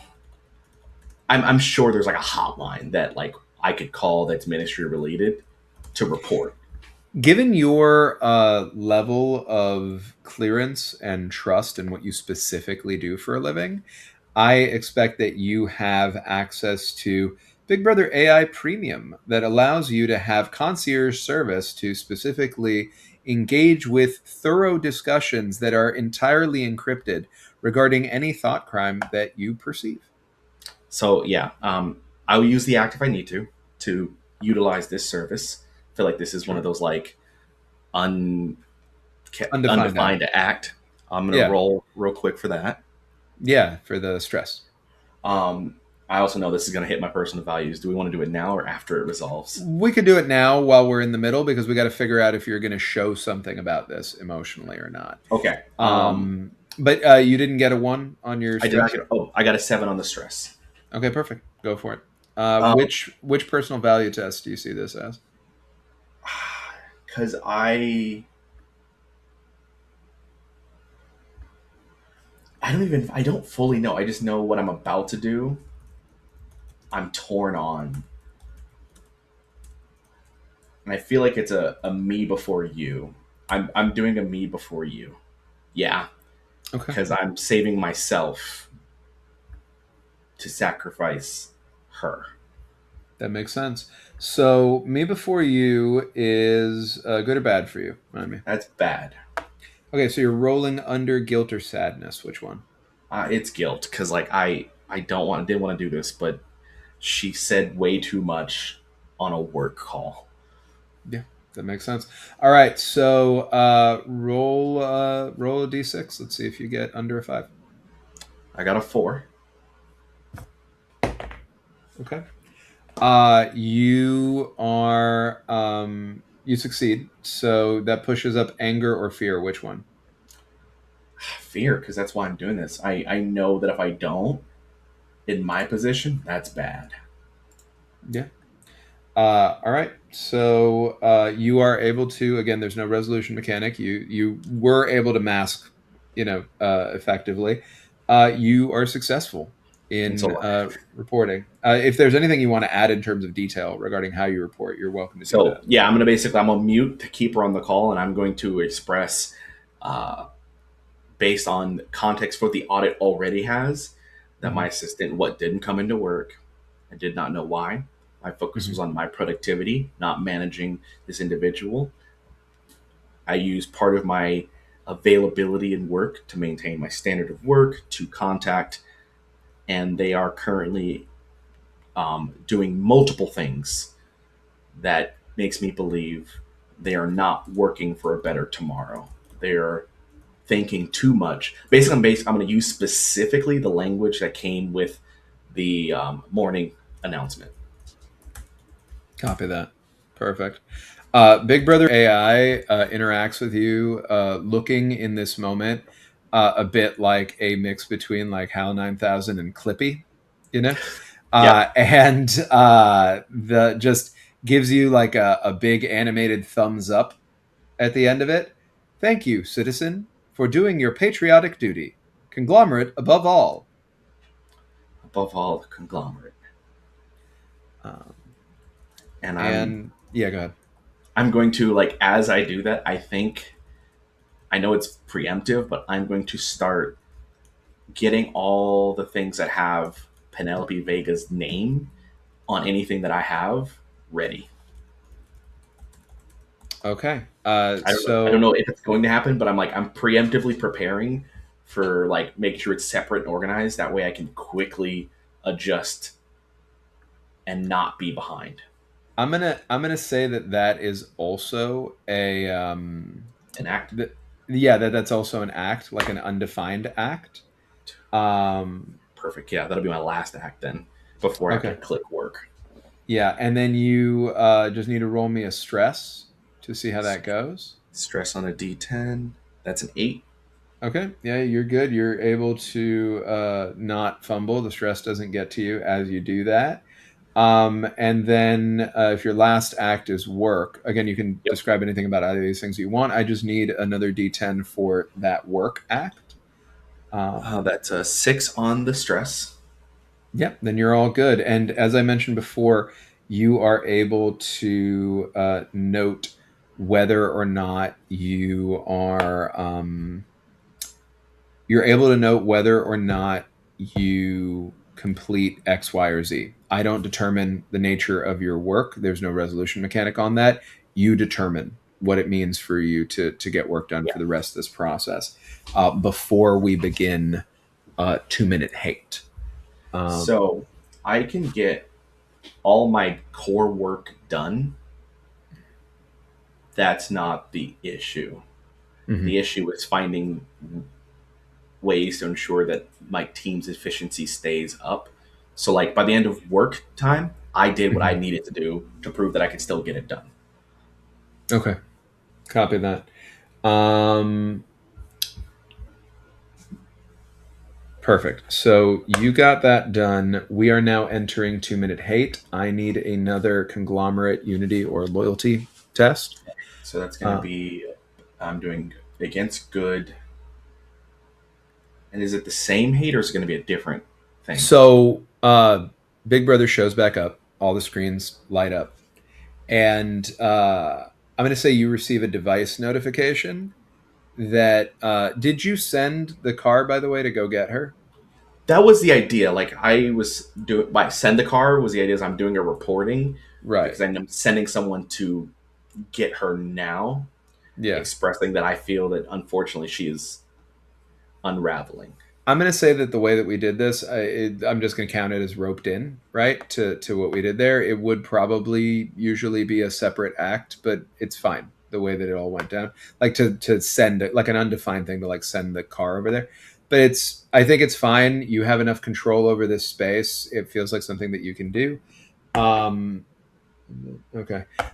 So you were able to send that. You get a notification as 2 minutes hate starts that lets you know that she's been picked up and will be taken care of.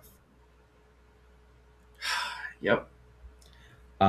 So that happens. Um, Give me 1 second over here. Uh,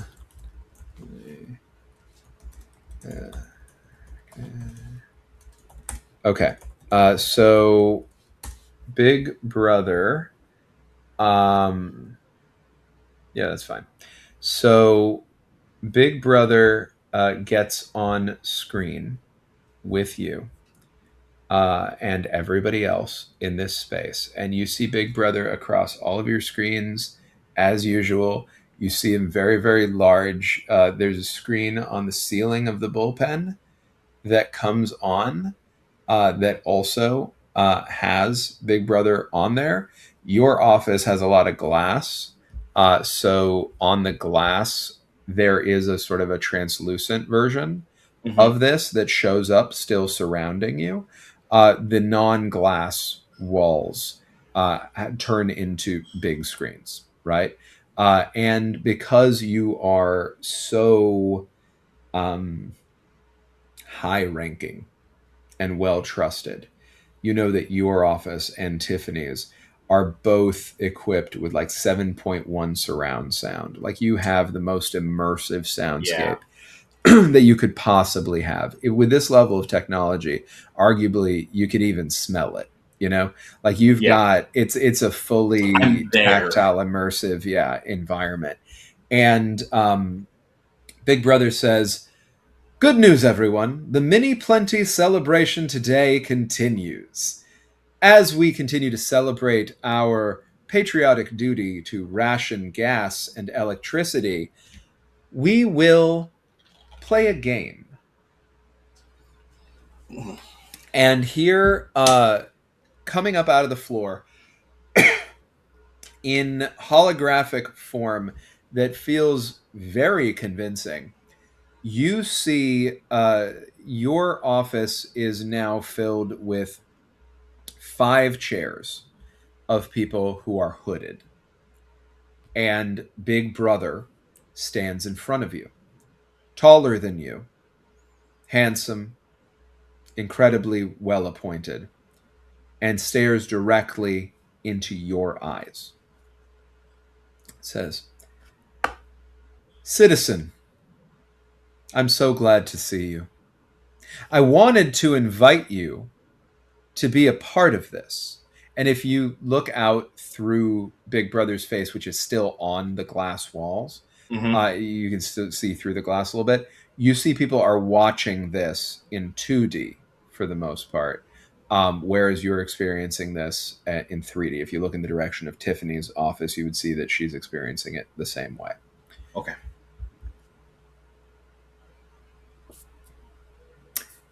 I want you to understand that I trust you.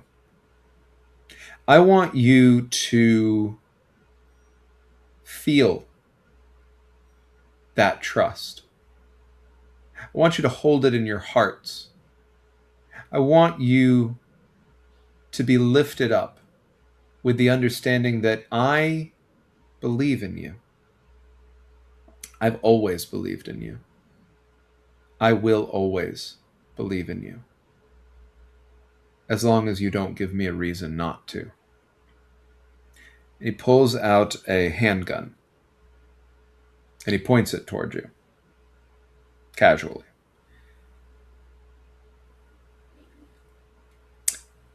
I want you to dig into your gut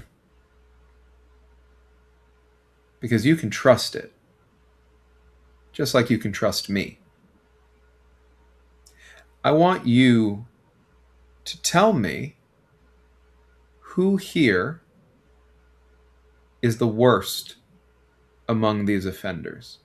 Everyone here, everyone who you see seated in front of you right now, has hurt you, has hurt me, has hurt the conglomerate with their selfishness, their gross negligence, their use of private cars and other forms of wasting our precious energy that were not sanctioned. They did not fill out the appropriate paperwork. They did not get the appropriate approvals. They are stealing from you. They are hurting you. It is because of them that a medical facility will not have the energy it needs to do what it needs to do. It is because of them that the brave heroes at mini packs will not have what they need to ensure your security. Now, we, of course, were prepared for this. We expected this, and we will make sure that you are taken care of. But it is no thanks to these 5 here. See, I was tempted. I was tempted to kill them all. But today is a day of celebration. Today is a day that I want to celebrate your good judgment. So I want you to tell me, and you hear the telltale sign of the omnidirectional audio capability turning on. So now you and everyone else can be heard in that room. I want you to tell me, tell them, tell each other, tell yourselves, who here deserves to die? And I will trust in you as I always do. Ever your humble servant, here to provide what it is you want me to do. And that is the 2-minute hate. The way that it resolves itself will be that as the sounds indicate whether or not a person should be killed, the intensity of the hate, they will be executed or not. Would you roll in that conglomerate unity test? Oh yeah, let me do that part. That was a. That is a 3. Okay. Which is. I have to roll good, so rolling against. Oh no! Wait a minute, because my fear came up. No, anger. Anger's at 3, which means I then fail because it's at 3. Yes. Now, which emotion is this again? Anger. Right. So you do not have a. You do not have a I don't have an anger memory for that. So what your options are is you could take a stress, increase your stress level by 1, and turn that failure into a success, or you fail the roll. And if you fail the roll, you are going to have an emotional outburst in relation to anger. I'll tell you what available emotional outbursts are. In general, you interpret them past that point, and people will see that. We're gonna take the stress because it's way too public right now, and plus the audit and everything. We're gonna take the stress. Okay. Which So you means I succeed, and so now I adjust my guilt or sadness. Correct. And your stress is now back up to 3, so it'll be a d6 whenever you need to roll stress moving forward till you bring that back down. Which emotion are you going to adjust up? I think it's gonna be sadness. Like I'm angry, but then I know that this if this doesn't happen, if I don't follow this, then I know it can get worse, and I I'm trying not to cry. I think is what's happening. Like that Yeah. so much anger that you just almost cry. And I'm like, I have a job to do. Yeah. And you succeeded. So what that means is you lose yourself in the rage and frustration of the crowd, finding yourself screaming out your rage at the enemies of Big Brother as inevitably you and everyone else who succeeded are so loud that in turn, one after the other, these five hooded people whose faces you will never see are killed. Big Brother looks at you after having fired the last shot, and for you, it feels like he's in the room with you, as are these dead bodies who you can smell. And as their blood drips through the sacks on their heads to the ground, he looks to you in your eyes, Christopher, and says, Conglomerate above all. Above all, the conglomerate. And I want to roll against my good think corporate value because Yeah. this is propaganda bullshit. Yep. I'm gonna stick to sadness too because that's the feeling that got risen. Sure. Perfect. Sadness is at 4, and it's a bad, so I need to roll under a 4. Mm-hmm. I've never been so happy to see a 1. All right, you succeeded. So which shadow emotion are you going to push up? So if I do that apathy or despair, I feel like despair is the logical Yeah, like from anger to sadness to just despair. I'm gonna push despair up to 5. that makes sense. Um, you do that, and I don't know if any other ones are being hit here. Silence strangers, family, generosity, leave no one, tell no lies, me before you. Might is right. Yeah, no, I think nothing else. No other values are contended. okay. Let me see. Okay, that is you done with that, and you're able to enter your leisure time. I do want to do a quick time check because I know that we're about 10 minutes from when we said we would end. Do you want to engage in leisure? I am good for leisure if you are Yeah, good for time. I'm good for time on my side. Thank you for Yeah.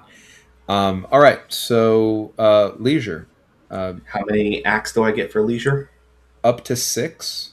I 6 is will what. Okay. remind you. I will remind you that if you choose to work as an act, that ends your phase, Yeah. the current phase that it's in. Um, if I work, so what I'm going to do is it's leisure. I think 6. Okay, I can do this. They want it by the end of day. I want to, assuming we're entering leisure, I want to maybe try and talk to Tiffany unless she would go home, which means I'll do a notice someone. So I don't know how well her audit went. Is the only reason I don't know if she would also be staying late to do things or if she's like Uh, I did my work and is leaving. You could try to reach out to her if you want. You could take an action to text, call, or universe meeting her, or you could notice someone and have her show up where she is, or where you are theoretically. Well, I guess where she is because it says where they are Yeah. in the move. Yeah, Because a voice call says if I call them, it's done during work. Now it's but not during work, it's not during work. So mechanically speaking, you don't need to worry about that. so I'm just gonna call because I don't think I need to do a notice because I'm gonna try to call her before she fully leaves. If I still need to notice, obviously, then Sorry, and you're calling Tiffany, right? No, you Tiffany. won't. Yeah. You won't need to notice her. She was there. And even though this is the end of work, I'm not going to say she left. She's working late like you were. So you're absolutely able to call her. Okay. I do need a Um, D6 for calling her. yep. So if she is still working, then I want to change it to Universe meeting to make it a little more interactive than just voice. Perfect. Absolutely. Is it going to be Um, another video call? yeah, I'm gonna do. If she's in her office, I'm not gonna get up because we have work to do. So we're gonna video call. Okay. Perfect.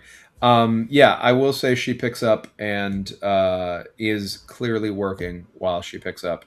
And she says, Mr. Thompson, how can I help you?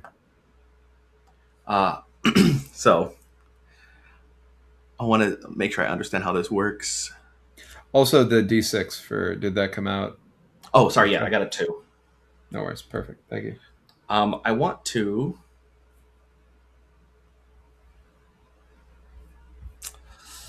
No, I shouldn't have done the call because I can't do deep connection. That feels.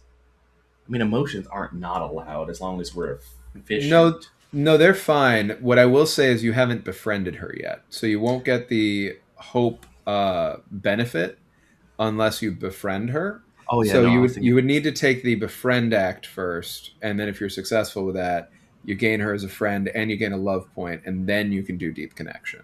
Oh, I got it. Okay, so yeah, I'm gonna try to do befriend here. Okay, perfect. Just kind of doing the call, Yeah, and I want to just check on how the audit went and how she felt about the audit. Like, kind of, we're gonna keep it work ish at first, but like with a level of like, did it go well? Was there any major things that we should discuss so we can get through this together, meet our quota perfect. as a team, kind of thing. She responds in kind. She's friendly about it, and she says, I felt it was quite successful. They were very helpful in helping me determine what I should do as a corrections officer. And I am grateful for the opportunity to learn. The work that I'm working on now, I find very satisfying. It feels as though I am making tomorrow today with what I have in front of me. And that is a great gift that the conglomerate has given me that I am not sure that I deserve, but I endeavor to earn. I appreciate that in you. I feel that others are falling behind on their responsibilities and duties. And I do believe that amongst our team, you, and I would like to believe myself as well, aim for higher levels of efficiency and deliver consistently. So I believe it is you and I who carry much of the weight of our corrections day in and day out. It is our shared responsibility. And speaking of shared responsibilities, I did get a notice that we may be receiving a new assistant. Yes, How do you feel about that? I feel that we will be able to maintain a better efficiency with a more effective assistant. I agree. I'm grateful that the conglomerate provided us with the guidance necessary to engage in that correction as efficiently as possible. Absolutely. And I am grateful that through the efforts of the conglomerate, of all people I could work with, you are a coworker of mine. Your efficiency brings me with pride as a patriot.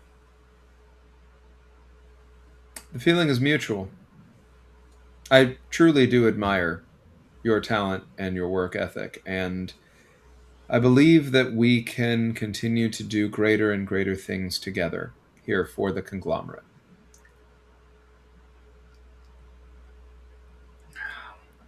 I What think what's the value test, you think? I'm sitting between either like a family first Hmm. or like leave no one behind because I'm trying to be like we're in this together, you and me. Like It I'm really feels trying to be like, it feels kind of like Leave No One Behind in that way, right? Especially yeah, given that Christopher fully sold out Penelope, right? yeah, That now and was thinking about and did kind of sell out Tiffany earlier, did right? yes. Um, yeah, but now is, if I'm interpreting it correctly, reassessing that strategy. So yeah, I think Leave No One Behind. Is that a good or a bad for Christopher? Oh, that's a good damn. Okay, so you gotta roll over I gotta roll a fear or 5 or despair. 6. I'm gonna do Which is it? Yeah, which is gonna be fear fear. or despair. Okay, copy. Go ahead and roll 1d6. Oh, that's come on, please be nice, please be nice. Oh, thank goodness, that's a 6. That's a 6. Okay, so you are going. That's a success. You're going to increase. That was for fear. You're going to increase anger or apathy. Um, that's rough because I'm trying to leave no one behind. I don't know if it's. I think it's. I think I'm going back to the apathy of having turned in Penelope. Like I'm trying to turn that off. Like I even have her name everywhere to get ready to burn in the event that she also becomes non-existent. So I'm going to increase apathy.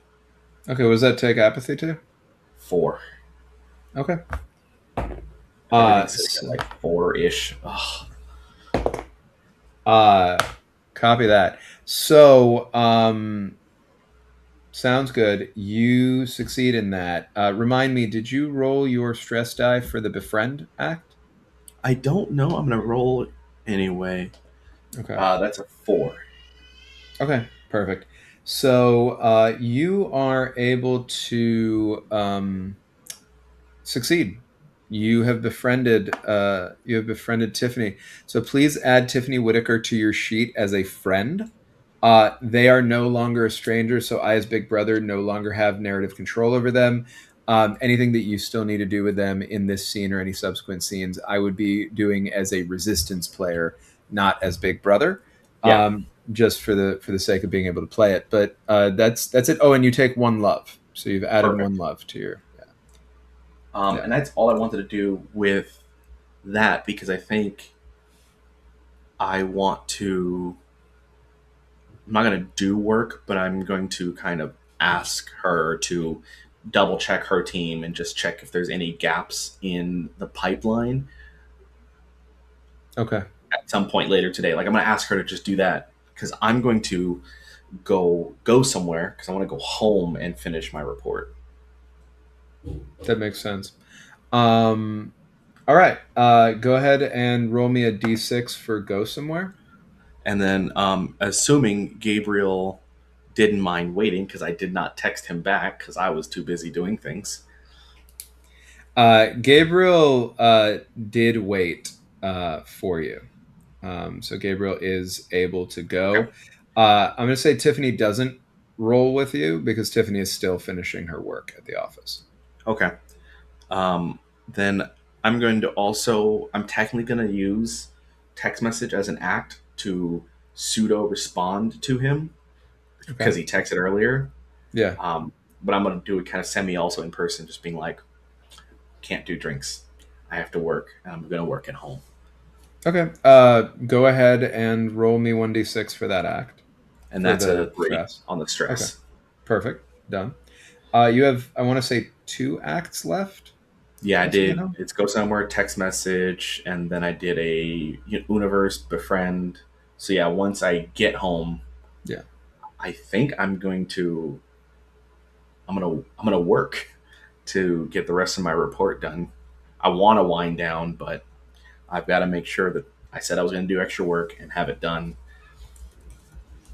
And so I'm going to turn in my report, analyzing my team's efforts and double check my efficiency and so on. Okay. Perfect. I need a 1d6 for that as well. And that's a 4. Okay. You're all good there. That is the end of leisure time. We are now entering sleep time. And I am going to do a little bit of housekeeping. Yeah. So, one second.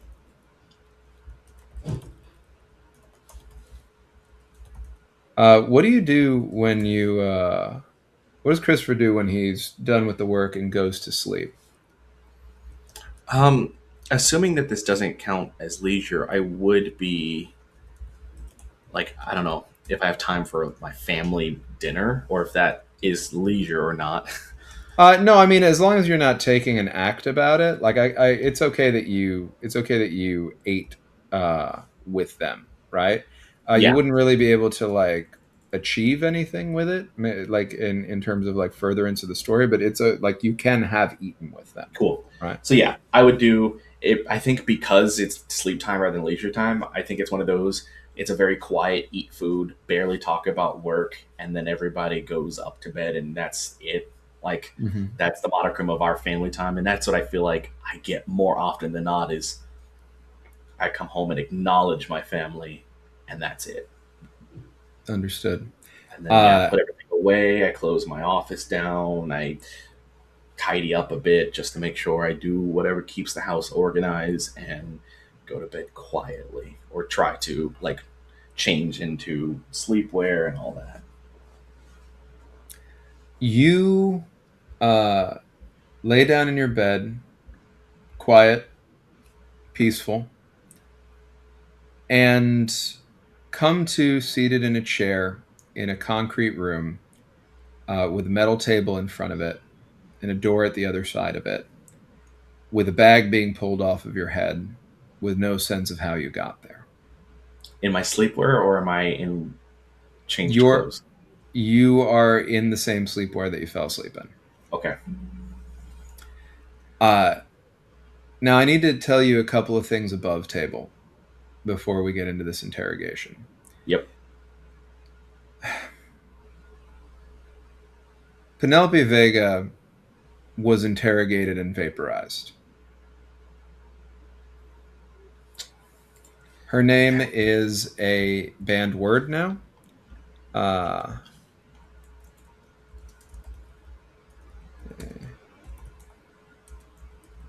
oh, banned words. Her name is a banned word. And so is the word revise. Revise is also a banned word now. Oh damn. Um, Tiffany is interrogated and survives. Okay. You won't know more until the morning. Yeah.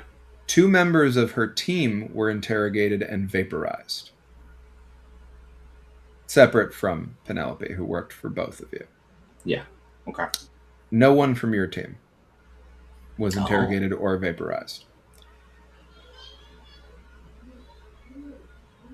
You are in an interrogation now, and you were shown before it began a video of Penelope's interrogation. She was crying. She was saying that this was a misunderstanding, that she's a good patriot, that uh, she works for a great man who knows the quality of her character, that he can vouch for her, that they should ask him about her. Mm-hmm. They tell her that he reported her and she calls them a liar. Mm-hmm. They offer her the chance to save herself if she reports on him, and she declines. Mm-hmm. At the end of the interrogation, she says a bit about her brother who was vaporized Mm. and tells them that the conglomerate will fall, and then they kill her. Yep. Of The course they did. video ends And you have a bunch of lights facing you as it dims, and a person that you can't make out very easily walks in. You're feeling a little bit woozy and understand intellectually that it is likely similar to what you saw in the first 2 minute hate. That kid who's sitting in the chair, Mm-hmm. you know what he felt like now, right? Yep. Yep.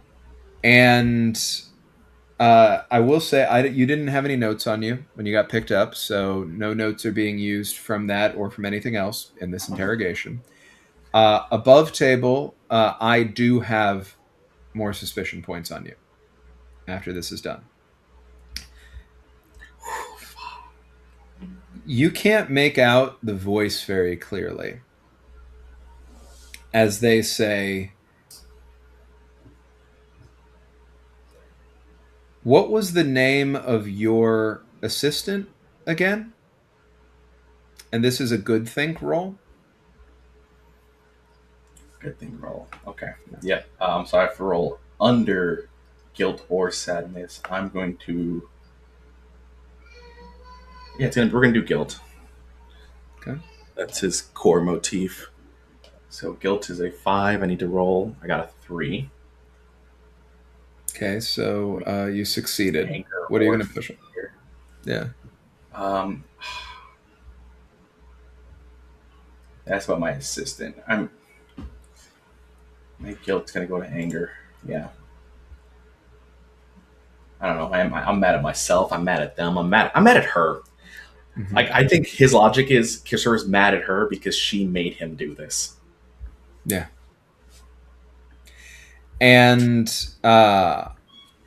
what's the reply as you succeed? Uh, I don't have an assistant yet. I am expected to be receiving one. Do you know why you're here? I do not. Do you believe that you deserve to be here? I believe the conglomerate believes I deserve to be here. You didn't answer the question. I believe in what the conglomerate wants, and if the conglomerate believes I need to be here for whatever reason, then I believe it is for the better of tomorrow. Say it. Say what? The truth that you deserve to be here. I deserve to be here. Good. Tell me everything that you did today in backwards order. Now. Got into bed, cleaned up the house, had dinner with family, drove Gabriel home. It did a report on compiled my report for my subordinates in my division, coordinated with my coworker Tiffany Whitaker on best ways to organize our department. Sat with the end of day hate, compiled, did my work, received an audit, had lunch with Gabriel and Tiffany. I did not include the part in which at the end of the audit prior to completing work called the Ministry for uh, sub, to aid in managing issues prior to lunch. I worked, and prior to work, I drove to work. And I started my day compiling notes from the previous workday at home. At least you caught your error.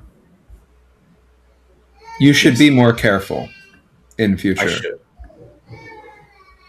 Why did you not report your assistant when they were missing? My assistant's presence is not an immediate concern if my efficiency maintains the same, I and thought if you my didn't have an assistant. I do not have an assistant yet, and I did not report the fact that I did not have my assistant because I did not have one to report. Do you make a habit of making excuses? Excuses? No. I do make corrections. As is befitting a corrections officer. Correct. Are you an ambitious man, Christopher Thompson?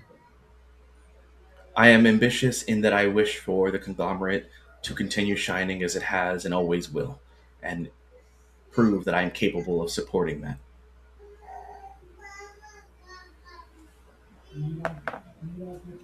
I need a selflessness test. Selflessness. Okay, despair or apathy. That's a good roll. So I need to roll above. Uh, this is bad.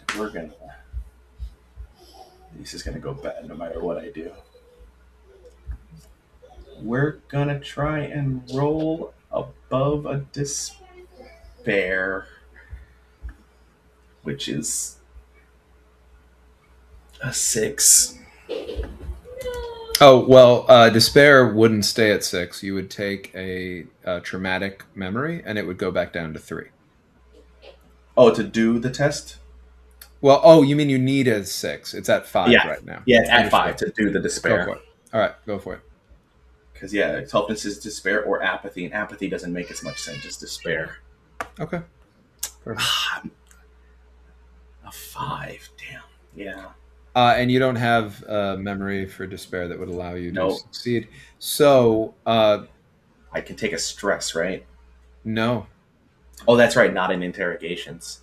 But you can use I'm a gonna class use. act. I'm gonna use. Like you can't normally take acts here, but you have a class act that cancels a Yeah. test. So. Which one is it? It is blame it on clerical errors. Spending 1 hope, the only hope I have, to negate that test because yeah, selflessness is a bad one for me to do.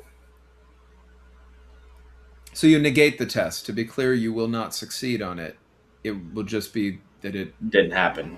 Yeah, essentially, you can talk your way around it at the level of the narrative, but you won't get the adjustment to the Yeah. stats that would come from succeeding. It'll just the test is canceled. Okay. So, what would your blaming it on clerical errors style answer be here at the level of the narrative? I gotta remember what the last question was. It was in regards to. You were being interrogated specifically with regard to whether you are ambitious and put yourself ahead of the conglomerate. That was the point, what they were getting at. So a clerical error.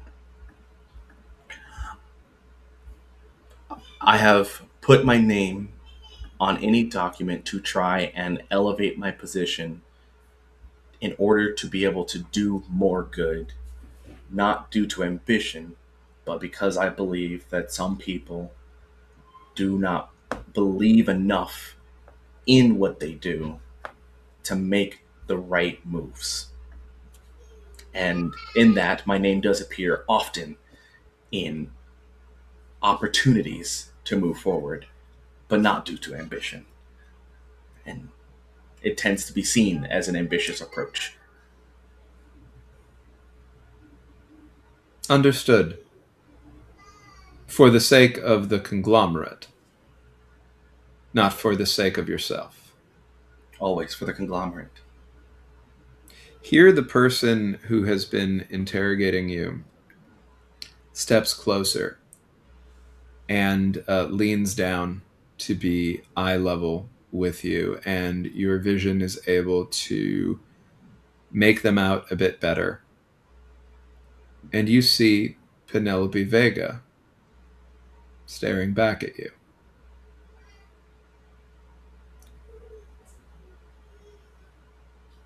You can smell her.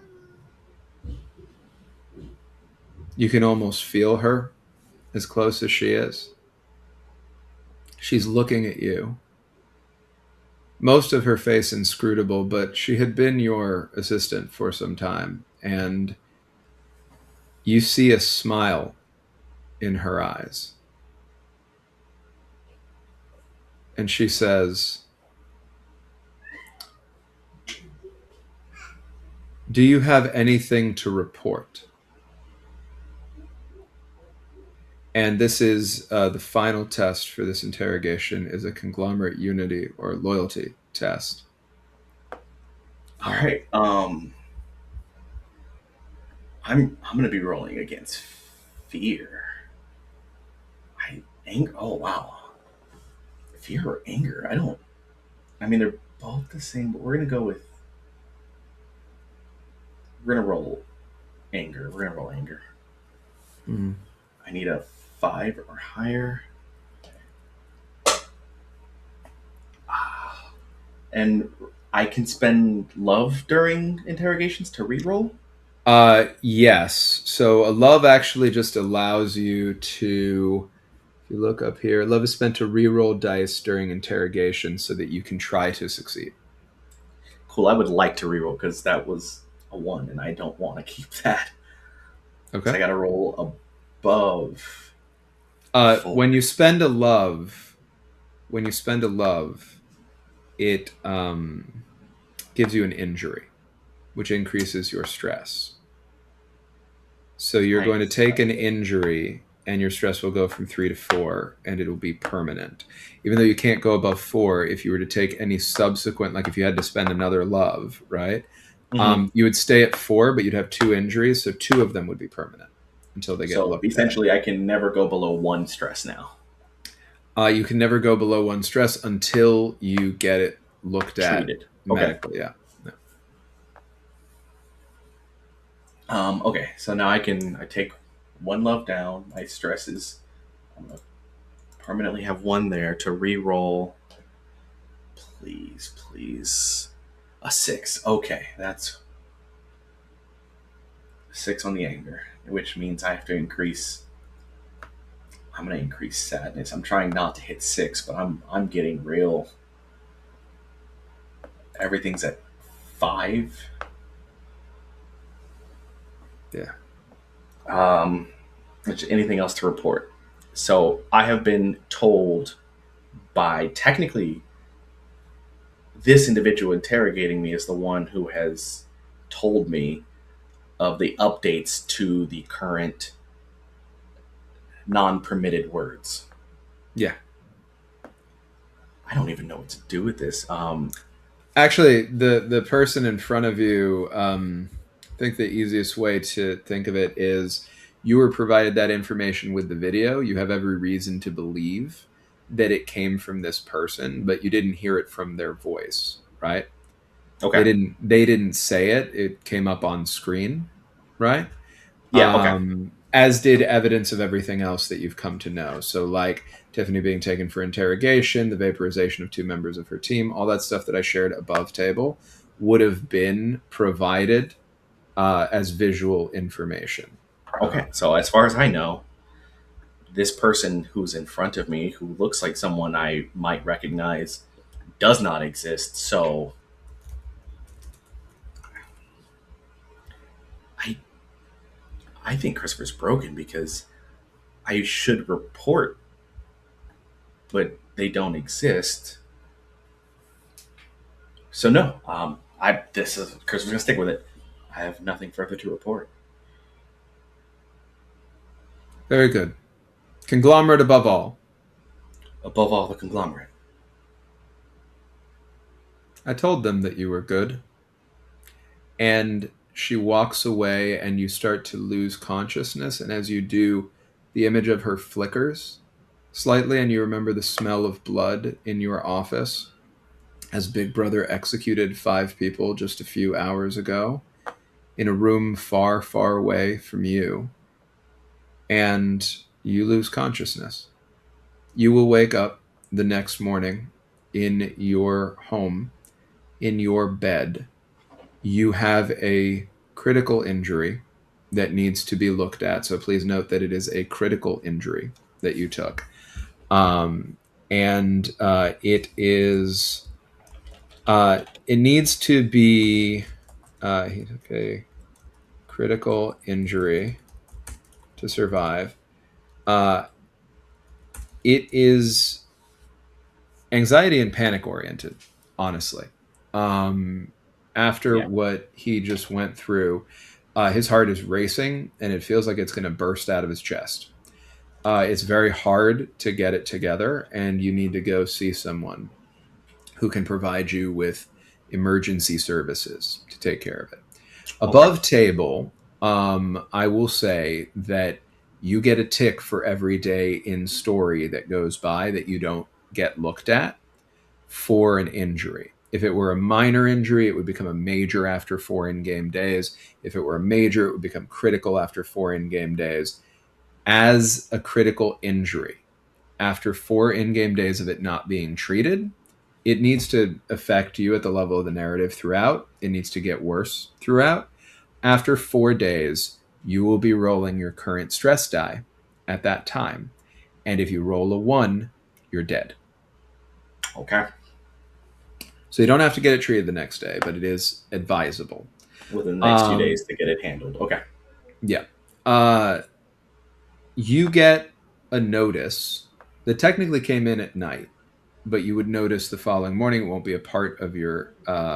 It will not be a part of your actions for the following morning. Yeah. Congratulations! Your audit was successful. You have been recommended for promotion. And what that means is you succeeded in surviving your interrogation, which gives you 1 hope and 1 love.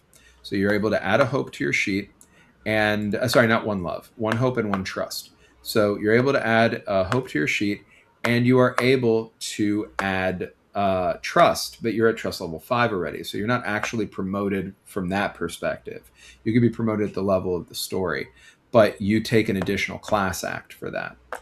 On top of that, you get a second additional class act because you received this recommendation. Oh. So I get 2 class acts. In this case, yeah, you because of how things went down, you're able to add 2 class acts. You don't need to pick what they are right now. You just need to do it when you can. Send me your updated sheet when you can. And Yeah. if we do another session, I just need it before that next session so that I have it on hand and know all of your updated stuff. I need your updated sheet, character sheet, and class sheet. Um, this ends the session. The only thing that we would do, which given the time would be sort of a quick version of it, if you're all right with that, Yeah, absolutely. is a post game debrief.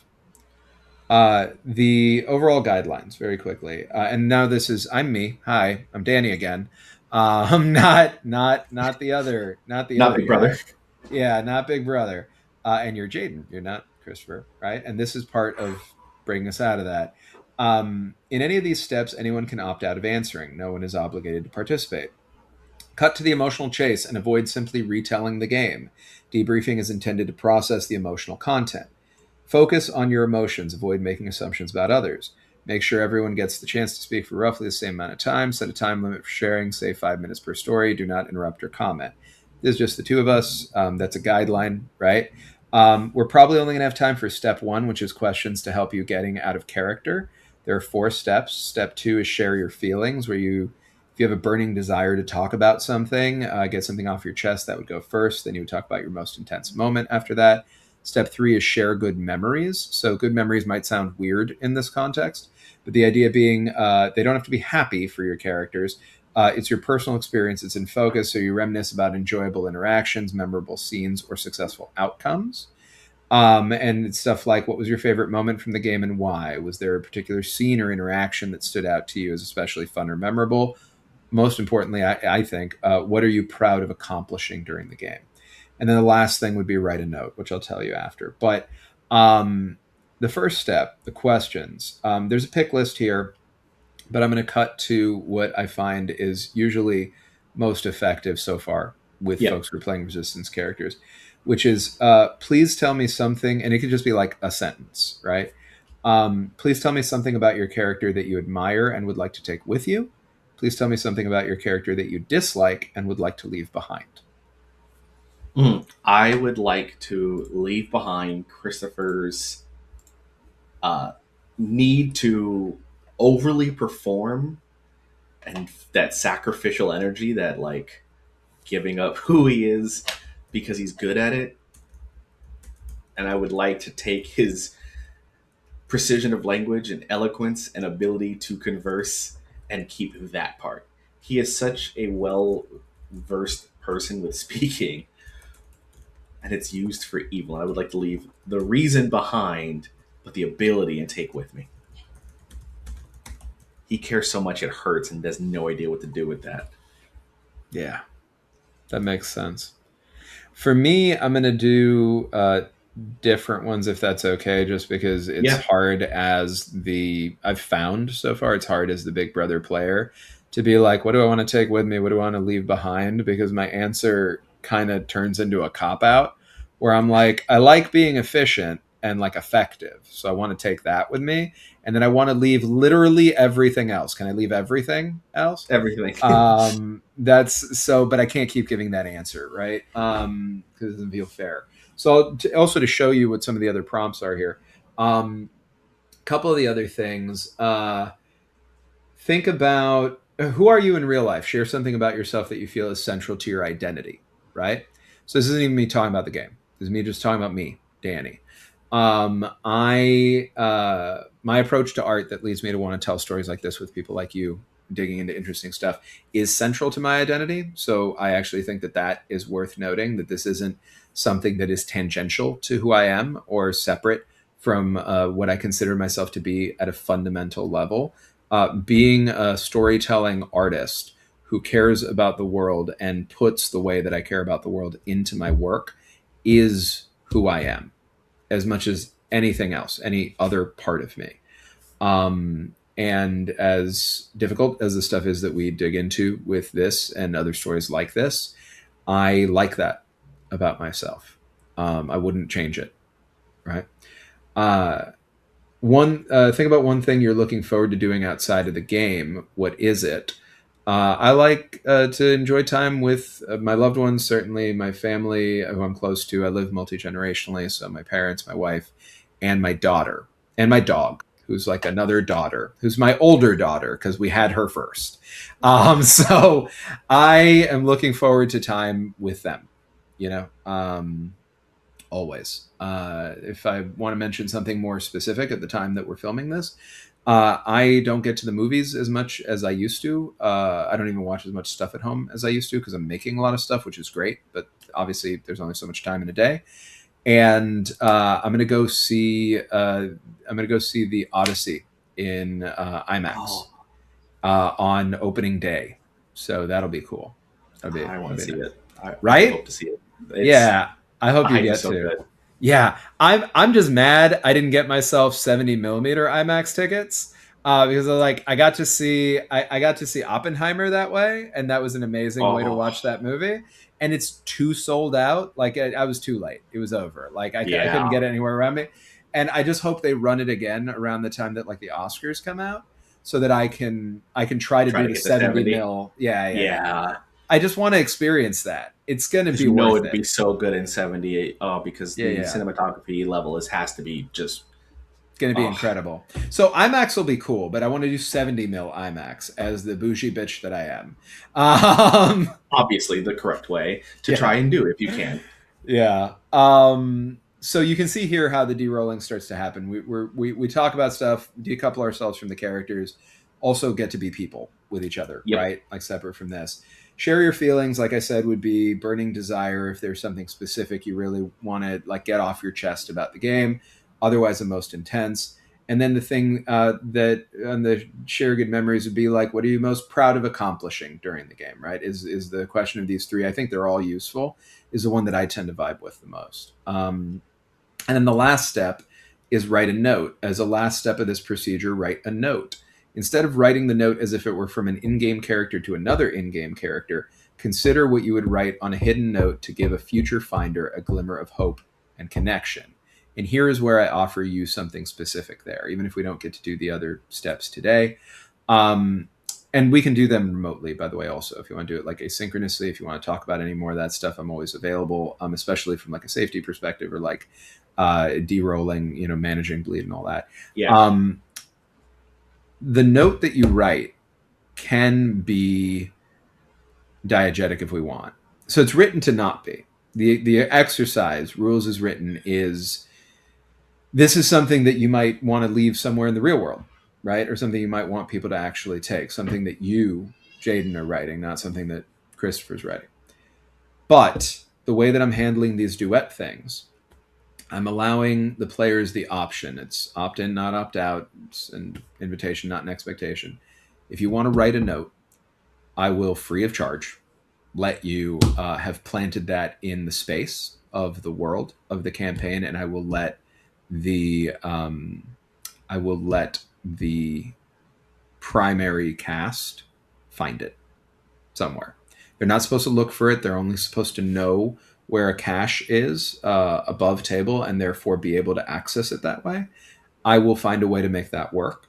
But you would be able to write a note that they can find. I already have the inkling of what the note is too, so I'm ready for that. I love it. So message that to me when you can, and I will bring that into the narrative. Revise is now going to be a banned word, as is Penelope Vega, not just for you, but for everybody in the campaign. The other duet people, the main cast, everybody is going to be impacted by that. If we do another one of these, before we do that, I will confirm for you any additional adjustments to things like banned words, deviations, etc. Thank you for being a wonderful scene partner and creating a beautiful story with me. I'm grateful for that. Thank you. Yeah. You tormented me in the most beautiful way. I'm glad. That's the job. And thank you all for watching this. I really appreciate you sticking with us. I hope you have a great day, and we'll see you soon. Bye, everybody.